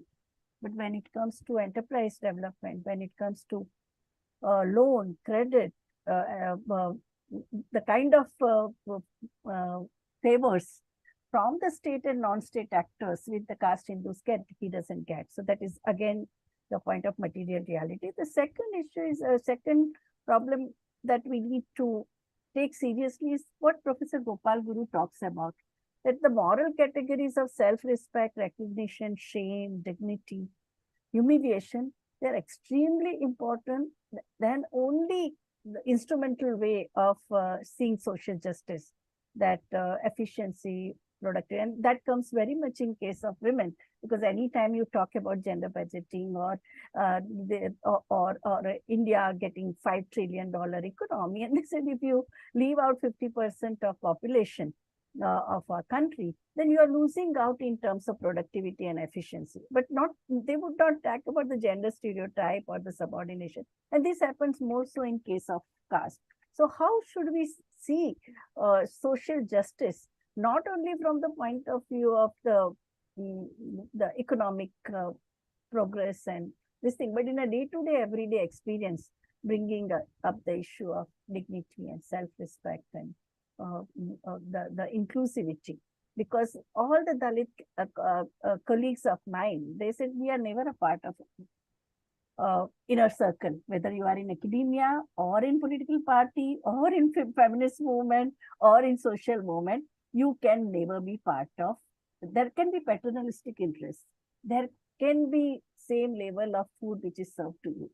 But when it comes to ownership and the camaraderie and the solidarity that you have, that they think that they still find it very lonely. In fact, if you see Dr. Sukhdev Thorat and Ghanshyam Shah's series of reports on discrimination in campus, and I also had all the Dalit and tribal students were generally, they were referred to Patel Bhai. In Maharashtra, they call me Patel Bhai. And their loneliness one has seen, deep loneliness. And Rohit Romku Bimula was the most tragic, his suicide note that we saw, that how very centrally this thing, NAC accredited A+ university, the student of science had to face discrimination and loneliness. So at that level, what can we do in the everyday reality? Reservation, quota, affirmative action, yes.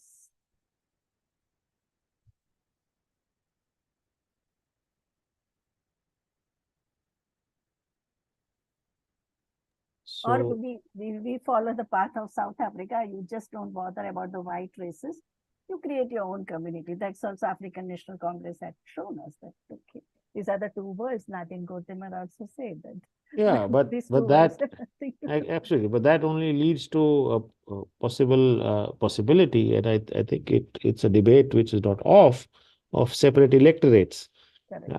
So that part, and I think nothing is off the table. If our idea is to ensure an end to all forms of discrimination, which are structural in nature. So as you're right, it's not just behavioral questions, yeah? So which have a structural basis, and which also have a basis in culture, and which also have a basis in how we view the world. If these are not annihilated, then possibly the only other, and if we don't see a justice possibility, then perhaps the path of separate electorates is not off the cards. So in South Africa, that's probably the danger. Whether we call it a danger, whether we call it a possibility, these are debates which I think in the kind of discussions that you and Dr. Arjun and Dr. Shalu and others at IMPRI and are leading, and in the academia, I think these need to be had. You see, the very basis of why a socio-economic caste census is needed and why it has become a political question now in these last few years.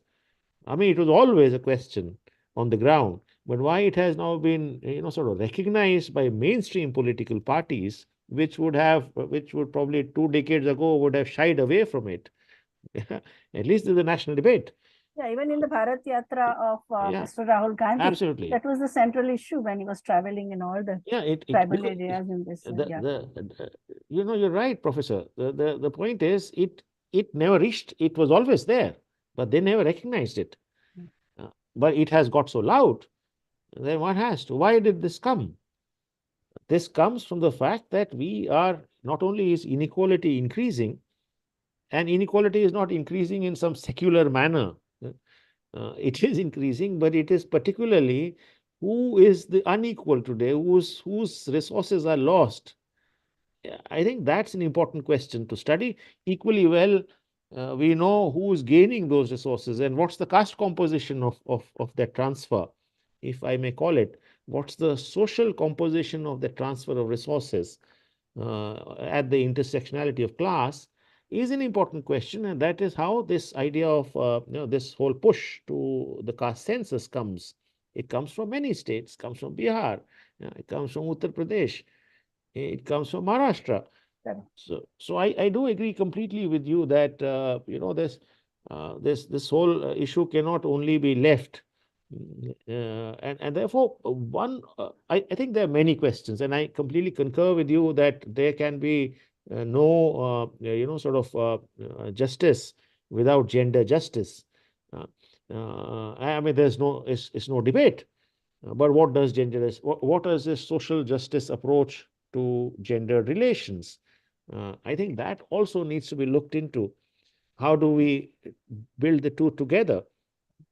And I think feminist activists, Dalit feminist activists have been talking to it very powerfully. And very articulate, extremely. And the students who are here, the participants who are here, friends, I think this is just an introduction to you. But I think my idea was to encourage you to look into those readings, patriarchy, Brahminism, these are dimensions if we have not looked into, the idea called social justice is incomplete. Yeah. In our context, or race and patriarchy, if we haven't looked into, our quest is incomplete. And in the question of South Africa, Doctor, you raised, I think the question of race, the Rainbow Nation doesn't end it. Yeah. And we are beginning to see regressions on that axis in the current South African elections. Correct. But I just limit it to that. But I think it's very Thank you. interesting. But good, yeah, what it's we have- going to have a main ripple effect, I think. Yeah. Today's lecture is really very important historically, very significant. Thank you. Yes, so my question is also a related question about, the violence against women, the rape we have been seeing among the layer of intersectionality where Dalit women are being raped and, a lot of such sexual violence is taking place. And so in terms of that, there is a kind of resistance from the ground. Now, since you are working in the field, like, how are you dealing with this issue of violence against women among, and the question of intersectionality? Because, yeah, as you rightly said, that Brahmin patriarchy and, different kind of patriarchies exist and they are affecting women. So how should we go about, changing that or, addressing that issue? How to counter that violence? Because that is a kind of day-to-day violence which women are facing every day. And how should we go about that? And in your field work, like, you have been dealing with a lot of these women and their groups and how they are, questioning this issue. I think on a more practical note and a little bit more than that, let me say that you are absolutely right. We run 2 one-stop crisis centers in the state of Madhya Pradesh. And we have been running these for the last 8 years. One for the last 8 years, which is called Gauravi, another for the last 1 year or so, yeah, in Indore. The first one is in Bhopal. Now, what do we see? There's data. I can't disclose all the data because by names of women and so on and so forth. But just offhand, let me give you some tendencies. One, violence becomes, and these are centers, one-stop crisis centers, as friends might know. These are one-roof shelters to provide medical support, legal support, counseling, and also possible, of course, stay and all, but also possible livelihood futures to women who are battered, and to women who have had faced violence in whichever way, some more intense than others. So what have we noticed there? One, that the intensity of violence increased, the rape question that you talked of, the multiple rapes, for instance.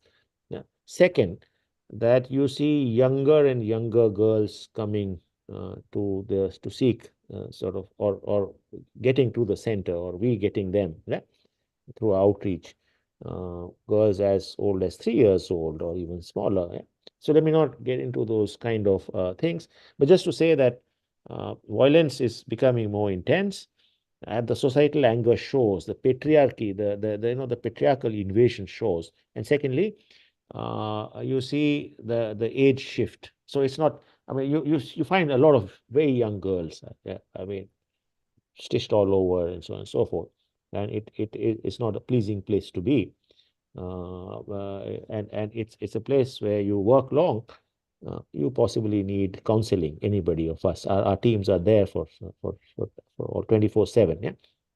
But from that perspective, and there's of course a class and a caste question. Since you just mentioned, this is not one neutral space. Yeah? But therefore, to your issue, let me just reflect the following way from the ground. I think that the issue of liberation, it's not liberation of women, it's the liberation of society I'm speaking of. By no means am I saying women need to be liberated. Yes, that's another axis. But here is the liberation of society from patriarchy, consigning the institution of patriarchy to the dustbin of history. So what does that mean? Needless to say, I think in our ground experience, you can have an enabling legislative space. I spoke to some of those issues. say for instance, on the care economy, say for instance, on strengthening the acts. The act has been strengthened, but then enabling the institutional mechanisms such as the local complaints committees, which are totally inactive at the moment, and which is where informal workers can get to, which is where rural women can get to, which is where women in agriculture can get to, in the villages can get to. They're inactive. They are, that's an area of reform, but that's the legislative space. Huh? It needs a push, it needs a demand, and it needs a campaigning and advocacy that we all speak of. But on the other hand, I think this whole issue of agency of women or the agency of people, I think that's the game changer. And there I see hope. I am speaking from a ground perspective. You may disagree with me, but I think women are organizing. I think women are asserting. We work, Dr. Shalu, in 13 cities with in an initiative called Young Urban Women. Yeah? Now, these are adolescent girls from the slum settlements of these 13 cities, and I'm in Lucknow at the moment. The sessions with them and others, with the human rights defenders that I spoke of in the first, are going on. There are about 300 people gathered here. And among them, there are about 40 of these young activists, or 35 of these young girl activists, adolescent activists from these 13 cities.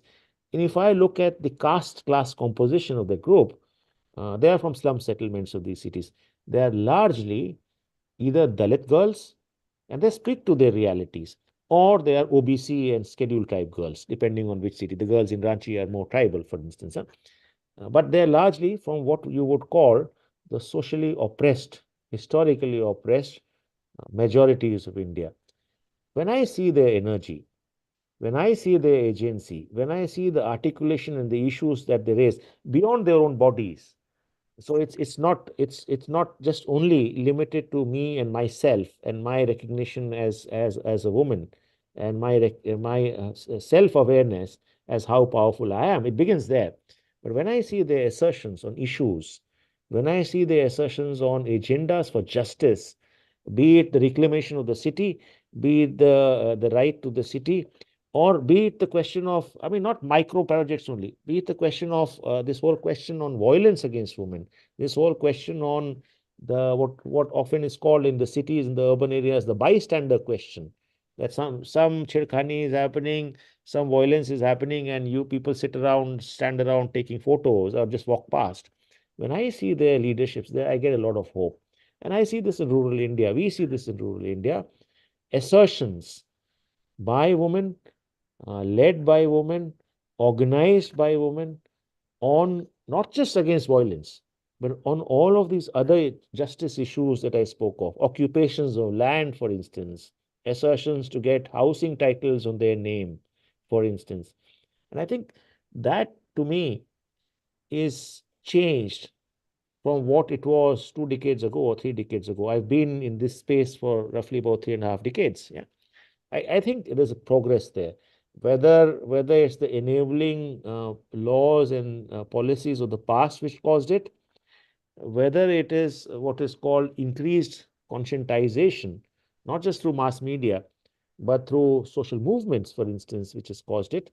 The causative factor, or what's called the causal relationships in academic terms, are difficult to narrow down and define that this caused this and this caused this, but there is an ecosystem of causative, what is called causal relations. And I think one sees that progress. I think the only way for liberation of our society at this moment, we all want feminist men. We all want men who would join the struggle. It's always welcome. But the leadership I see is coming from the agency of women, be it fisherfolk women, be it denotified tribes women. So there's assertions going on, and law would change, because in the end, I don't think there is a possibility in the realities of the societies we live in of top-down imagination of laws. People are pushing at the boundaries. And even the instance I was giving of socioeconomic caste census didn't just come from an imagination of some party or some set of academics or some sort of NGOs and so on and so forth. It's the push from the ground. Yeah, it's the push from the oppressed castes of India from the ground, be it the EBCs, for instance, or the Dalits, for instance. In this instance also, I see that push is real. So this whole issue of reservation is not that some party decided that we'll give you reservation and therefore it manifests. I think it's going to 50%. It should probably go beyond. I am a bit more optimistic, forgive me for that, but that's the sense. Unapologetically, let me state it. That's the ethos and the sense. People like us, I mean, in this People's Agenda process I spoke to, I was last with about 3,000 or 2,800 rural domestic workers in Punjab, women. Yeah, it's category called rural domestic workers. It's called Guha Kuda workers in Punjabi. Essentially, गाय को भी भैंस को भी देखना है, उसका भी एक्सीटा साफ करना है, दूध भी निकालना है, घर पे भी काम करना है, 500 रुपए में करना है, बहुत ज़्यादा यार indebted, credit is the indebtedness is huge issue. The kind of power and the kind of push that they have made to turn that reality into a political question, to interrogate all of these parties that go there, will definitely find a resolution, if hopefully sooner rather than later. Thank you, sir. It gives a lot of hope. That yeah, on the grounds things are going in a positive direction. Thank you so much. Thank you so much. I would like to open the floor for questions. You can put it in the Q&A chat box. You can unmute and speak. That's also. Yeah, raise your hand and unmute and speak as well. Yusuf Abdul. Hello, I have a question. Excuse me. Am I audible? Yes. Yeah, so Trying to be. yeah, I'm a trained lawyer and I'm working with Rural Development Institute now. So I think so, sir has given us a lot of hope, but my experiences in that institute hasn't been so much optimistic. I think that what came to my mind after joining Rural Development Institute is like how to use like law as a tool of empowerment, of emancipation of women. So I realized that I think as lawyers we are trained like too much to focus on law as a quick fix solution. So, but that's not the case. Like for example, I found that despite like a very robust law mechanism like Domestic Violence Act, women don't show up. Women don't file cases. Women don't file like divorce cases against their men because of social taboos and like the social and cultural and structural inequalities. So, and what I feel is like the conferences, as law students, and we are obviously like exposed to critical issues like women empowerment.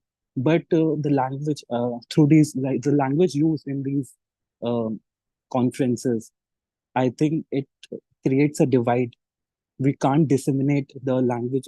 We can't disseminate the knowledge that we have to the rural masses. That is what I feel. Like I worked as a resource person, and I couldn't find like how to address the issue in the local language.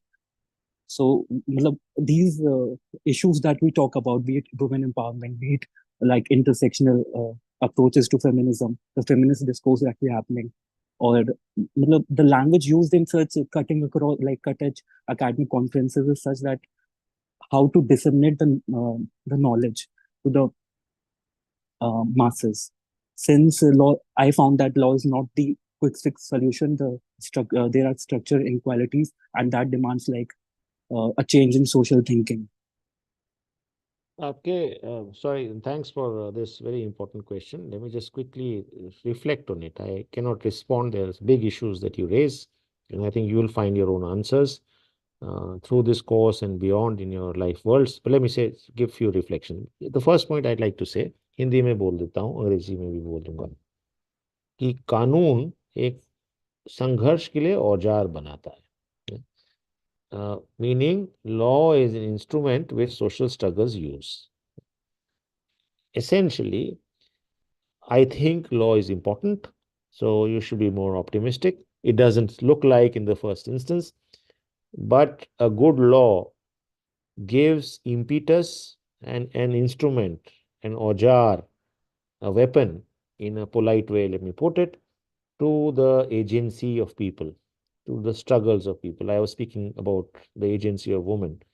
अच्छा domestic workers act उनके लिए आज नहीं तो कल और बन रहा है जमीन पे, औजार बनता है बराबरी, इनजस्टिस, न्याय लेने के लिए, जस्टिस लेने के लिए, न्याय लेने के लिए, और ये एक औजार बनता है पहली बार. So I think there is this context I'd like to. Secondly, for sure, a good law or a good legislation does not, I've given the example of an Untouchability Prevention Act, does not in itself mean anything. I mean, that works if the state diligently, efficiently, expansively implements it, which is rarely the case, not just now, in the past as well. Yeah. So a good law is equal to how good the implementation or not. Yeah. So you can have lots of paper legislations. We've had some 45 labor legislations, but in the past, and now new labor codes, but the condition of labor on the ground, well, you can talk to them. Yeah. So it needs much more than that. The second point. Third point, I think the point is, with which idiom are we building this thinking? And I think you're absolutely right. The academia, the NGOs, the intellectual ecosystem, and this, we all are part of it in some way or another, is quite diverse from the idiom of what I will not just call it language. So it's not just a question of translation, it's the idiom. And I think the question of developing popular thinking, the question of what one can call the combine between what is called the hiatus between knowledge and activism, or the issue of popular thinking and the issue of popular idiom and the issue of popular communication is an important one, is a very crucial one, which therefore means if we do that well, if that happens well, through whichever mechanisms, through the state communication, agencies communication, academic communication, NGO communication, whichever way, people's movements communication, it helps. Else, you can have a great sounding sort of full of jargon law, the PESA law, the extension of the Panchayati Raj extension into scheduled areas of 1997, the act. And what do you see on the ground? Nothing. People don't even know about it. And not one place have we got significant progressions as far as the PESA Act and the imagination of PESA Act into prior informed consent, self-governed tribal areas hasn't really advanced in this 25, 27 years now. So yes, this whole issue needs to be dealt with. Give you, and therefore that means a range, the most important element becomes how do we build social consciousness, people's consciousness into any of these legislative gains. Let's take the example of a recent pronouncement by the Supreme Court, 22nd of March this year. It says that it has brought the issue of right against climate change for the first time, invoking both the article on equality, but also protection against the adverse impacts of climate change in a differential manner. So it's now almost possibly means that the future is ready for a new legislation around climate justice. The future is ready, which also means you can, a set of analysts, set of academics, set of lawyers, law institutes can sit together and conveniently make a new legislation on climate justice for India. But that probably is the wrong direction. I think we, for instance, tomorrow are discussing here on how to now popularize the Supreme Court judgment amongst the various marginalized communities of India, and how, and this is what the People's Agenda process I was speaking to, how to build their ideas and solutions of what should be the possible path, and therefore the possible idea of a legislation, and therefore the possible content of the legislation on climate justice from that perspective, from that popular perspective, from the people's perspective. So top-down legislations with very what is called fashionable kind of tick mark consultative mechanisms don't help, because they rarely address the real issues. And even if they address the real issues, which they do sometimes, then there isn't demand for it because people just don't know what's happening. So I think that whole issue, sir, that you raised is extremely vital. And as a the ground, we see this hugely on everything. You name it. Labor laws, I gave those examples. The Equal Wages Act. Yeah, what now it's subsumed under the labor codes. Yeah. But where do you get equal wages? I found it really strange that women were like intentionally they like relinquish their inheritance right just to keep up with their family member. Yeah. To preserve their family. No, I think that will change. I can tell you with confidence that's changing. So what you say, I forgive me, but I would not agree 100%. Even I am optimistic. It's not that I'm not optimistic. No. But I see that happening. So people are, they used to, but look over 3 decades. I think. But what the point which I also wanted to raise is like during our academic journey in law schools particularly, we try to see law, like we try to emphasize law a little too much as a quick fix solution for almost every problem in the world, because it regulates behavior, be it technology, policy, be it women empowerment, be it anything. You just name it, but the ground realities are different. I completely agree with you. And this construct, which is only limited to what I would call the elite and the semi-elite, and which is not connected to the what is the reality and what is the majority of our society, is going to create that contradiction. And you're absolutely right. And I completely agree with you. I think these conversations remain only available to a few, and we need to do something about it. And there is always a language divide, which I've personally felt.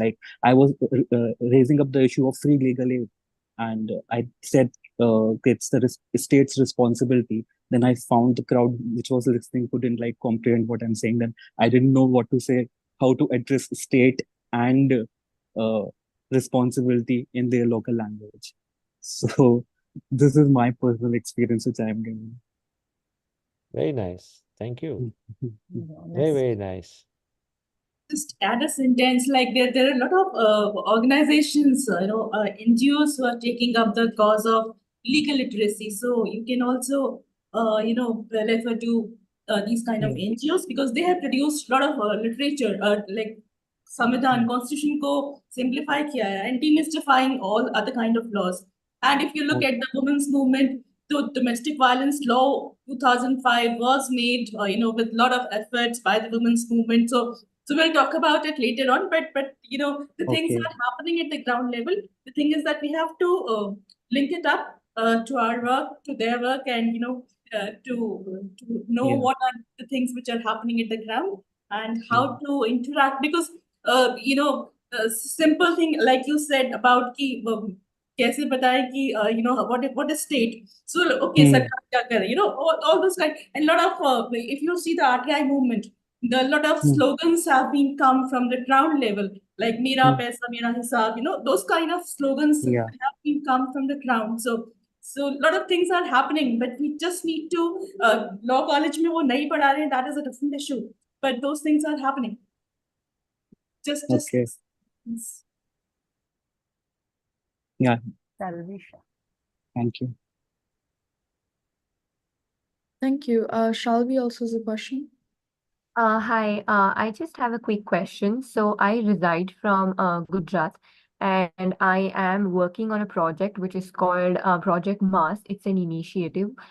It's about menstrual awareness, hygiene, and sanitation. So Sir, as you suggested, I mean, with your experience, on-ground experience with ActionAid, and I mean, what we are facing as this particular initiative, as a project, we as the team members, what we are facing as there is a behavioral change which is lacking amongst women when it comes to menstruation. When we also, ask them that how can you create a shift from just not utilizing sanitary napkins, and how can you talk about it out loud? So I just wanted to understand from the experiences that that you have had, how can actually a young, young people like us who, who want to make a change, how can we actually make this work on ground when we go on the field?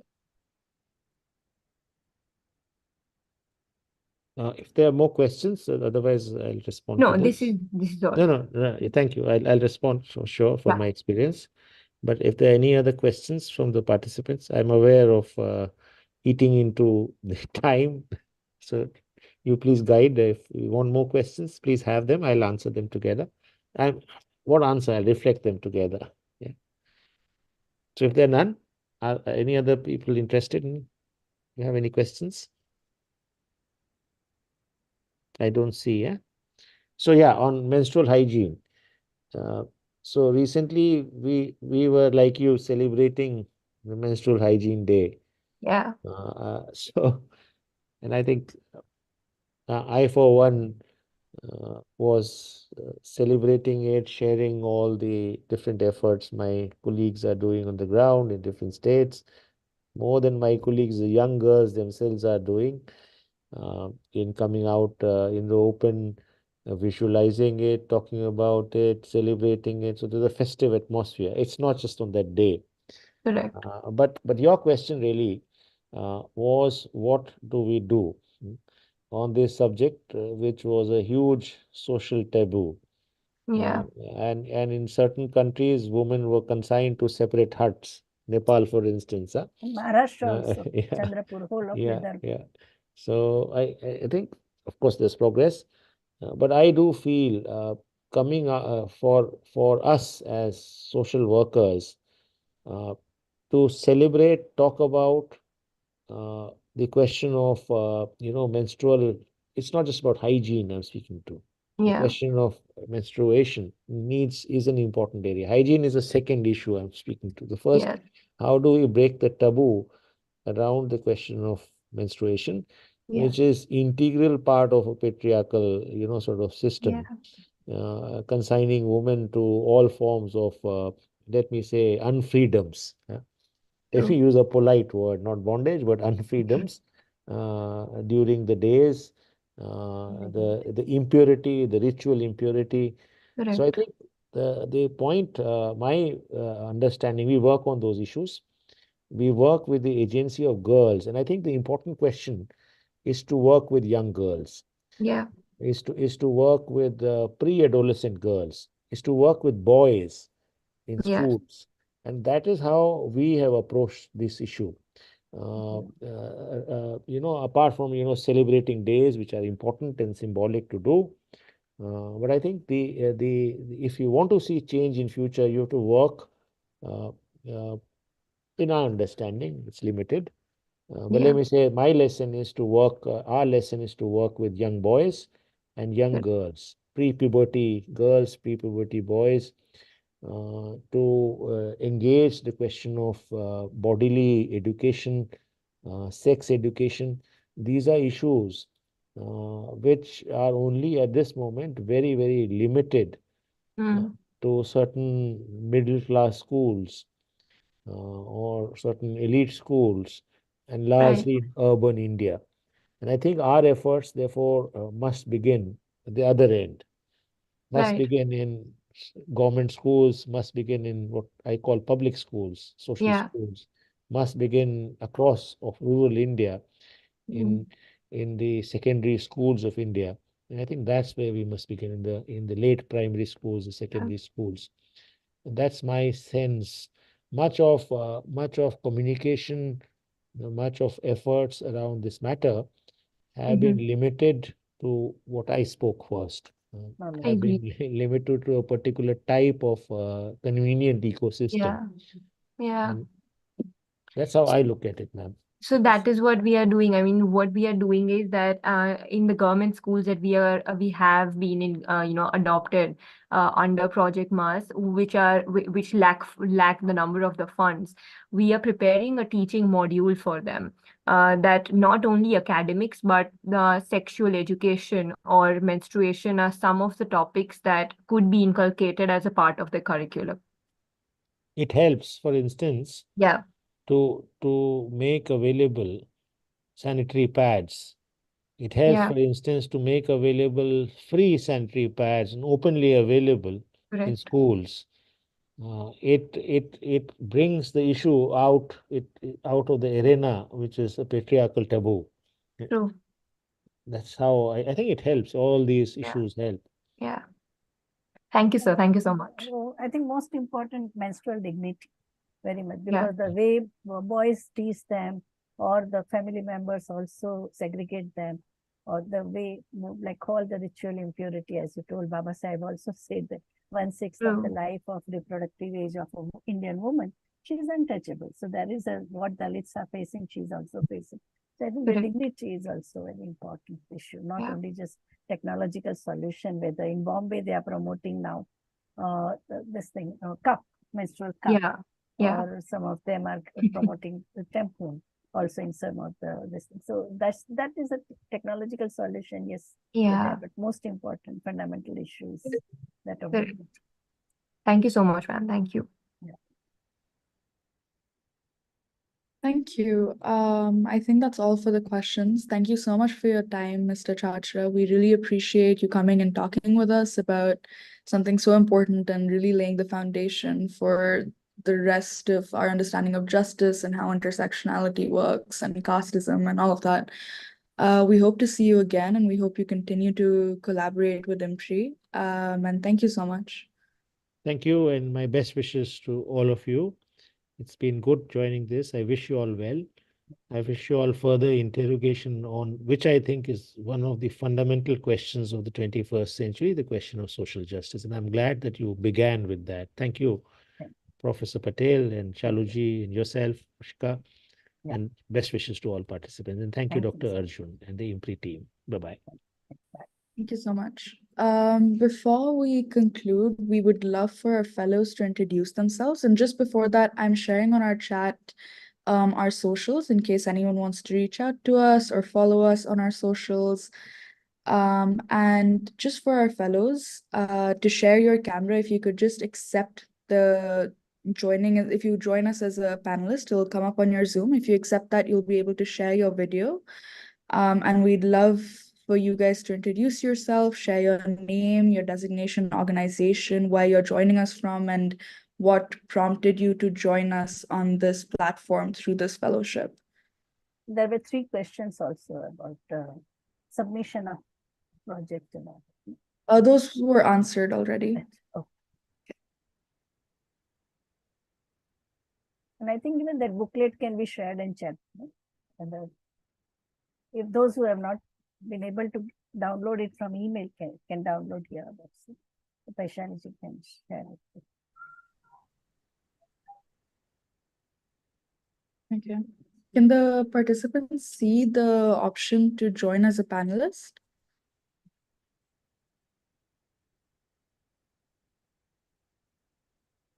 No? Okay.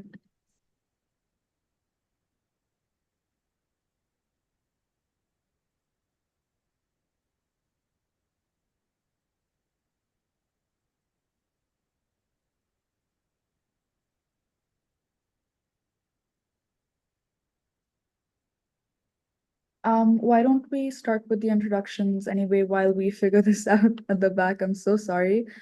I'm just gonna go off with whoever I see on my screen first. Tathagat, do you want to introduce yourself? Yeah. Hello, everyone. So my name is Tathagat Shivansh, and I hail from Bihar. And for the past 6 to 7 years, I've been residing at Delhi mainly for my education purpose. I am a law graduate, BBA plus LLB 2023 pass out. And as a typical law student, I have been interested in the corporate side of the law aspect. But after I completed my degree, some things started to come into my mind, and I thought, why not try a different approach in my professional journey? And so I started to look out for the fellowships and all, started with the LAMP application, and thoroughly I sorted it out till where I am today. I'm in the core team of Mr. Prashant Kishore in the Jan Swaraj awareness campaign, which has been an awareness campaign since for the past 1.5 years, like 1.5 years. It started on 2nd October 2022 from West Champaran in Bihar, from where Mr. Mahatma Gandhi had started his journey. And the Yatra, the campaign has been following its route all over Bihar. The main purpose behind this is to create an awareness or to generate the idea why your condition is so pitiable that the whole nation is using the term as your name Bihari as a slang. And Mr. Prashant Kishore has been visiting each and every panchayat since 1.5 years, and till date he has covered on foot 5,000 plus panchayat out of 8,000 panchayats in Bihar. So this has been my journey, and in my career progression, I see this opportunity as at LPPYF to inculcate certain more information and knowledge what the industry trend is in the public policy domain in today's date. Thank you. Thank you so much. I think now the camera is working. Can everyone accept that? Because I see Shalvi. Actually, why don't you go ahead and introduce yourself, Shalvi? Sure.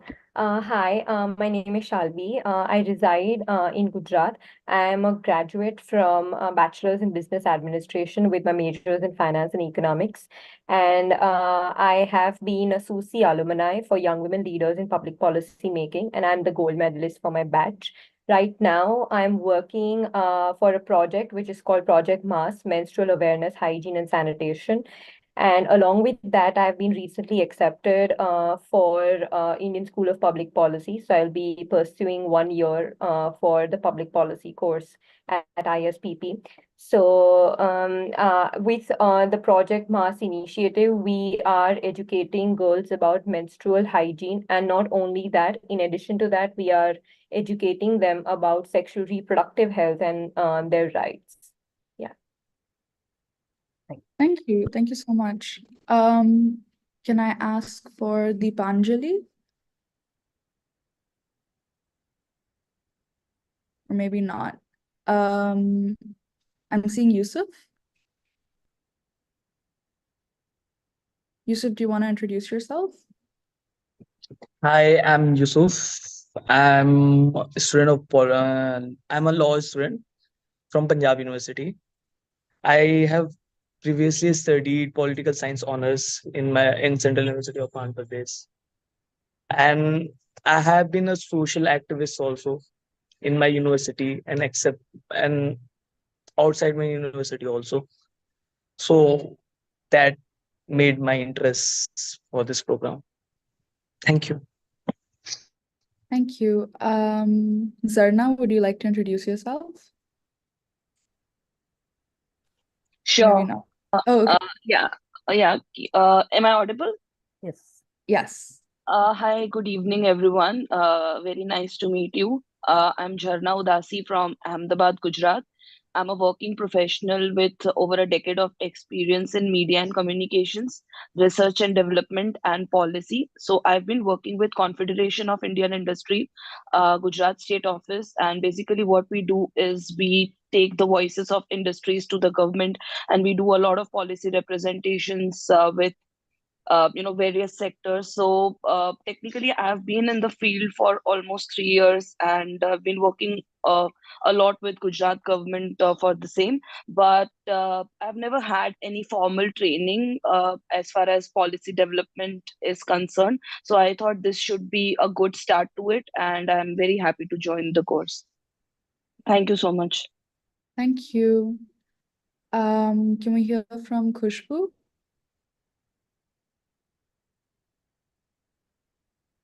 Or Hello, good evening, everyone. Good evening. Am I audible? yes.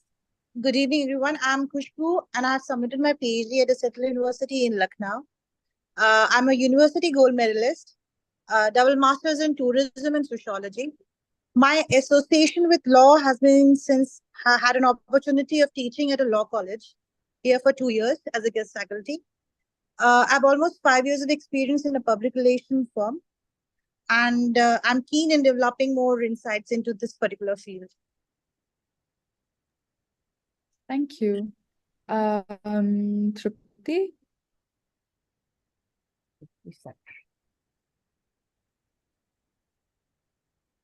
or Samiran, or anyone can go next, really. Hello. Yeah. My name is Ishan. I'm in second year. I'm currently pursuing bachelor's in political science. So I saw this fellowship on LinkedIn actually, and then I just really wanted some exposure in the field of public policy because it's related to my course, and doing this fellowship would also help me in my foreign applications. So I just really wanted to explore the field.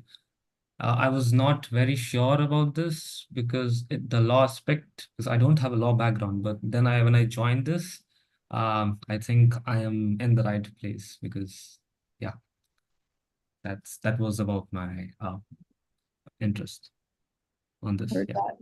We're glad you feel that way. Anyone want to go next? Can I go next? Yeah, of course, of course. Yeah.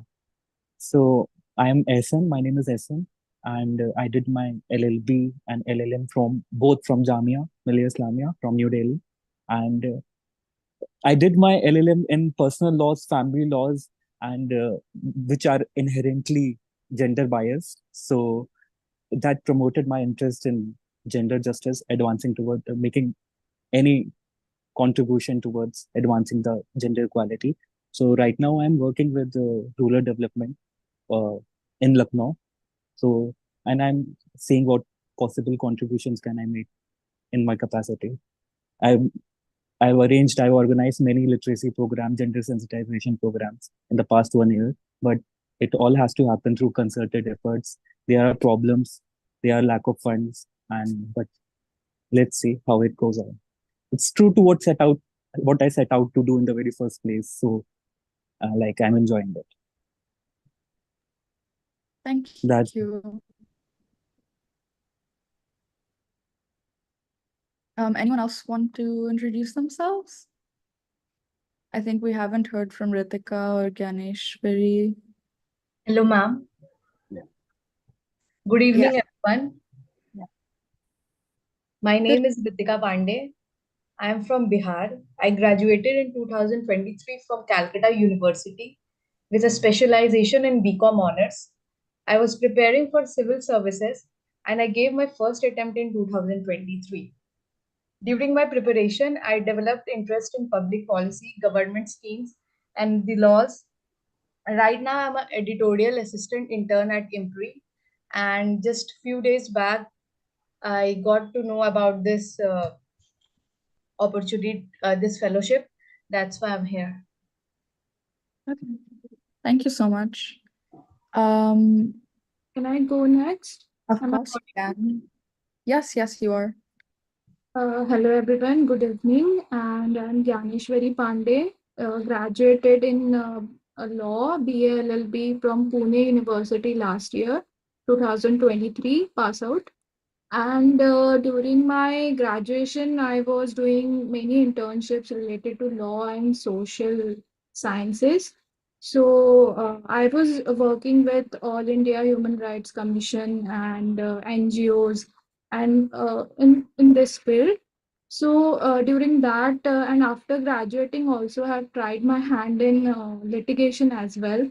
But what I felt was it was really not my cup of tea, and doing something in the social field was what I was craving for.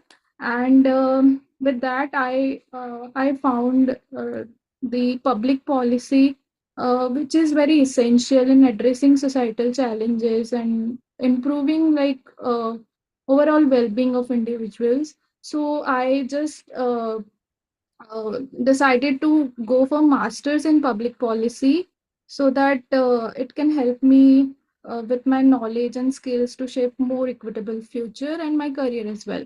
So few weeks back I have applied for master's programs in public policy and related to it, and going with it and giving my interviews, I just came across this yesterday only I have come across this fellowship program, and I just applied it. I got a call today that have you paid or not, and I landed up here. So I'm very grateful that I did apply here. Thank you. Thank you so much. Is there anyone else?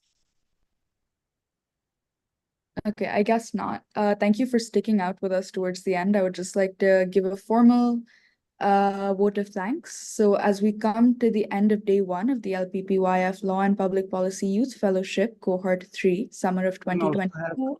Varushka, we can also have closing remarks by Professor Patel. Ma'am, would you like to summarize? Okay. Yeah. Sorry. Okay. I think both the experts today, Mr. Shailesh Gandhi as well as Sandeep Chachra, brought out a very important concerns about law on paper. So the gap between de jure and de facto reality, and for which the analytical category of social inclusion becomes very important, because social inclusion is the process of improving the terms on which individuals and groups take part in the society, improving the ability, opportunity, dignity of those disadvantaged on the basis of their identity. In every country, as we got the example of South Africa, we got example of Australia from Mr. Shailesh Gandhi's presentation, and also in our country, that some groups who confront barriers that prevent them from fully participating in political, economic, and social life. So many examples given by Mr. Chachra signified that.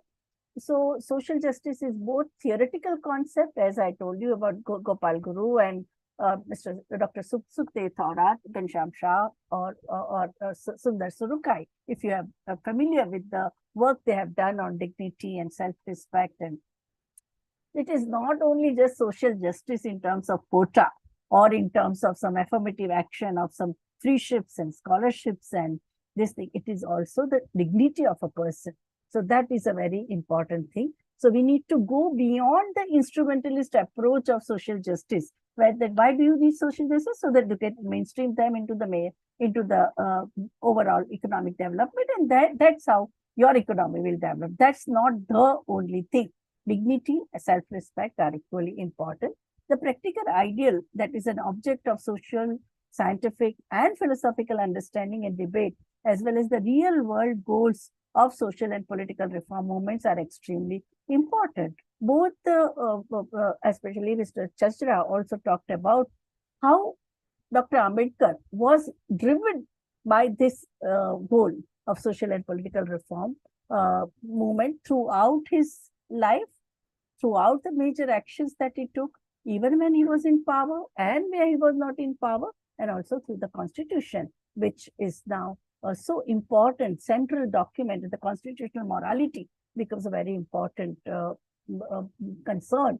And that's what also talks about the social justice, affirmative action for those who are historically neglected and who were excluded.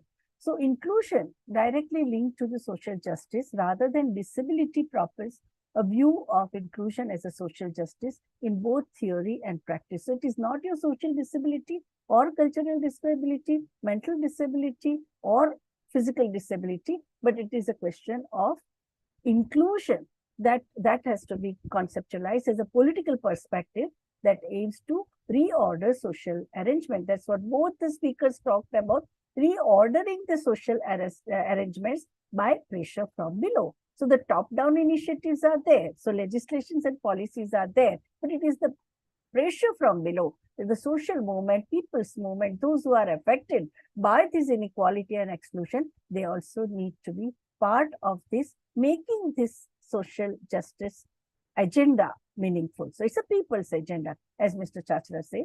So the systems and structures that perpetuate exclusion need to be reformed, and we need to address intersectional marginalities and vulnerabilities which create social inequality, and then come up with our alternative. Thank you very much. Thank you. Any remarks from Dr. Shalu? No, it's okay. Like Professor Patel has really summarized very well. From the legal or constitutional perspective, I'm a social scientist and feminist activist. Yeah, no, the constitution, of course, we have to really, see how it should be, because constitution itself or the law in itself, they won't be it won't make a difference. We, the people, we have to take action, somehow to see that the laws are being followed, implemented. So even in the courts, many of the women organizations, they are doing it. They are monitoring the kind of the judgments which are coming from the courts, so that at least we can have introduce the quality, the kind of gender sensitization in training programs. We should talk about all these issues. So basically we have to really, it's a continuous struggle. We can't just say ki abhi law ban gaya, so that's all. No, we have to really see that how it is being implemented, how it is being implemented in the ground. So it's not only about the awareness of the people, but also about how it is being implemented by the courts, by the state, by the or what kind of policy intervention should be made. So if we talk about domestic violence law, we can't just stop at making the law. We have to see that we have one-stop centers, we have shelter homes, we have medical services. So all those things should be there on the ground, because in the Domestic Violence Act, we have seen that these are the kind of loopholes we have not been able to address till now. So we have to ensure that these kind of things we should keep on doing, and that is the responsibility is on us. The women's organizations, the people's organization, and most importantly, as citizens, as groups, as collectives, what we can do. So I'll just end here. Yeah, I think Trupti Shakshi has written in chat box. Yeah, just keeping in mind the time, anyone that we missed today with the introductions will have the floor for our next session. We're really sorry for being this over time. Thank you so much for making it to the end of the call. Thank you so much for your remarks, Professor Vibhuti and Dr. Shalu. And I'm just going to wrap it up. As we come to the end of the day 1 of LPPYF Law and Public Policy Youth Fellowship, Cohort 3, Summer 2024, Advancing Justice, Bridging Gaps in Public Policy Enforcement, an online national summer school program, a 1-month immersive online law and public policy awareness certificate training course and internship program. I, Varishka Bhushan, researcher at IMPRI, Impact and Policy Research Institute, would like to propose the formal vote of thanks on behalf of IMPRI, New Delhi. We are grateful to our experts for the day 1 session, Shri Shailesh Gandhi ji and Mr. Sandeep Chachra ji, for taking out their valuable time and allowing us to learn from this online certificate program. We thank our chair, Professor Vibhuti Patel ji, and legal advisor, Advocate Dr. Shalu Nigam, for convening all these sessions. We thank all of our participants who have raised pertinent questions and actively participated in today's deliberation with great patience as well. We look forward to welcoming you next Tuesday on June 18th for day 2 of the certificate course. We are grateful if you are watching us later on YouTube or listening to us on various podcasts or reading our publications. We hope you continue to join in the future to our IMPRI #WebPolicyTalk and #WebPolicyLearning. Wishing you all a wonderful day and thank you so much. Thank you, Anushka, for conducting the session so well, democratically. Thank you.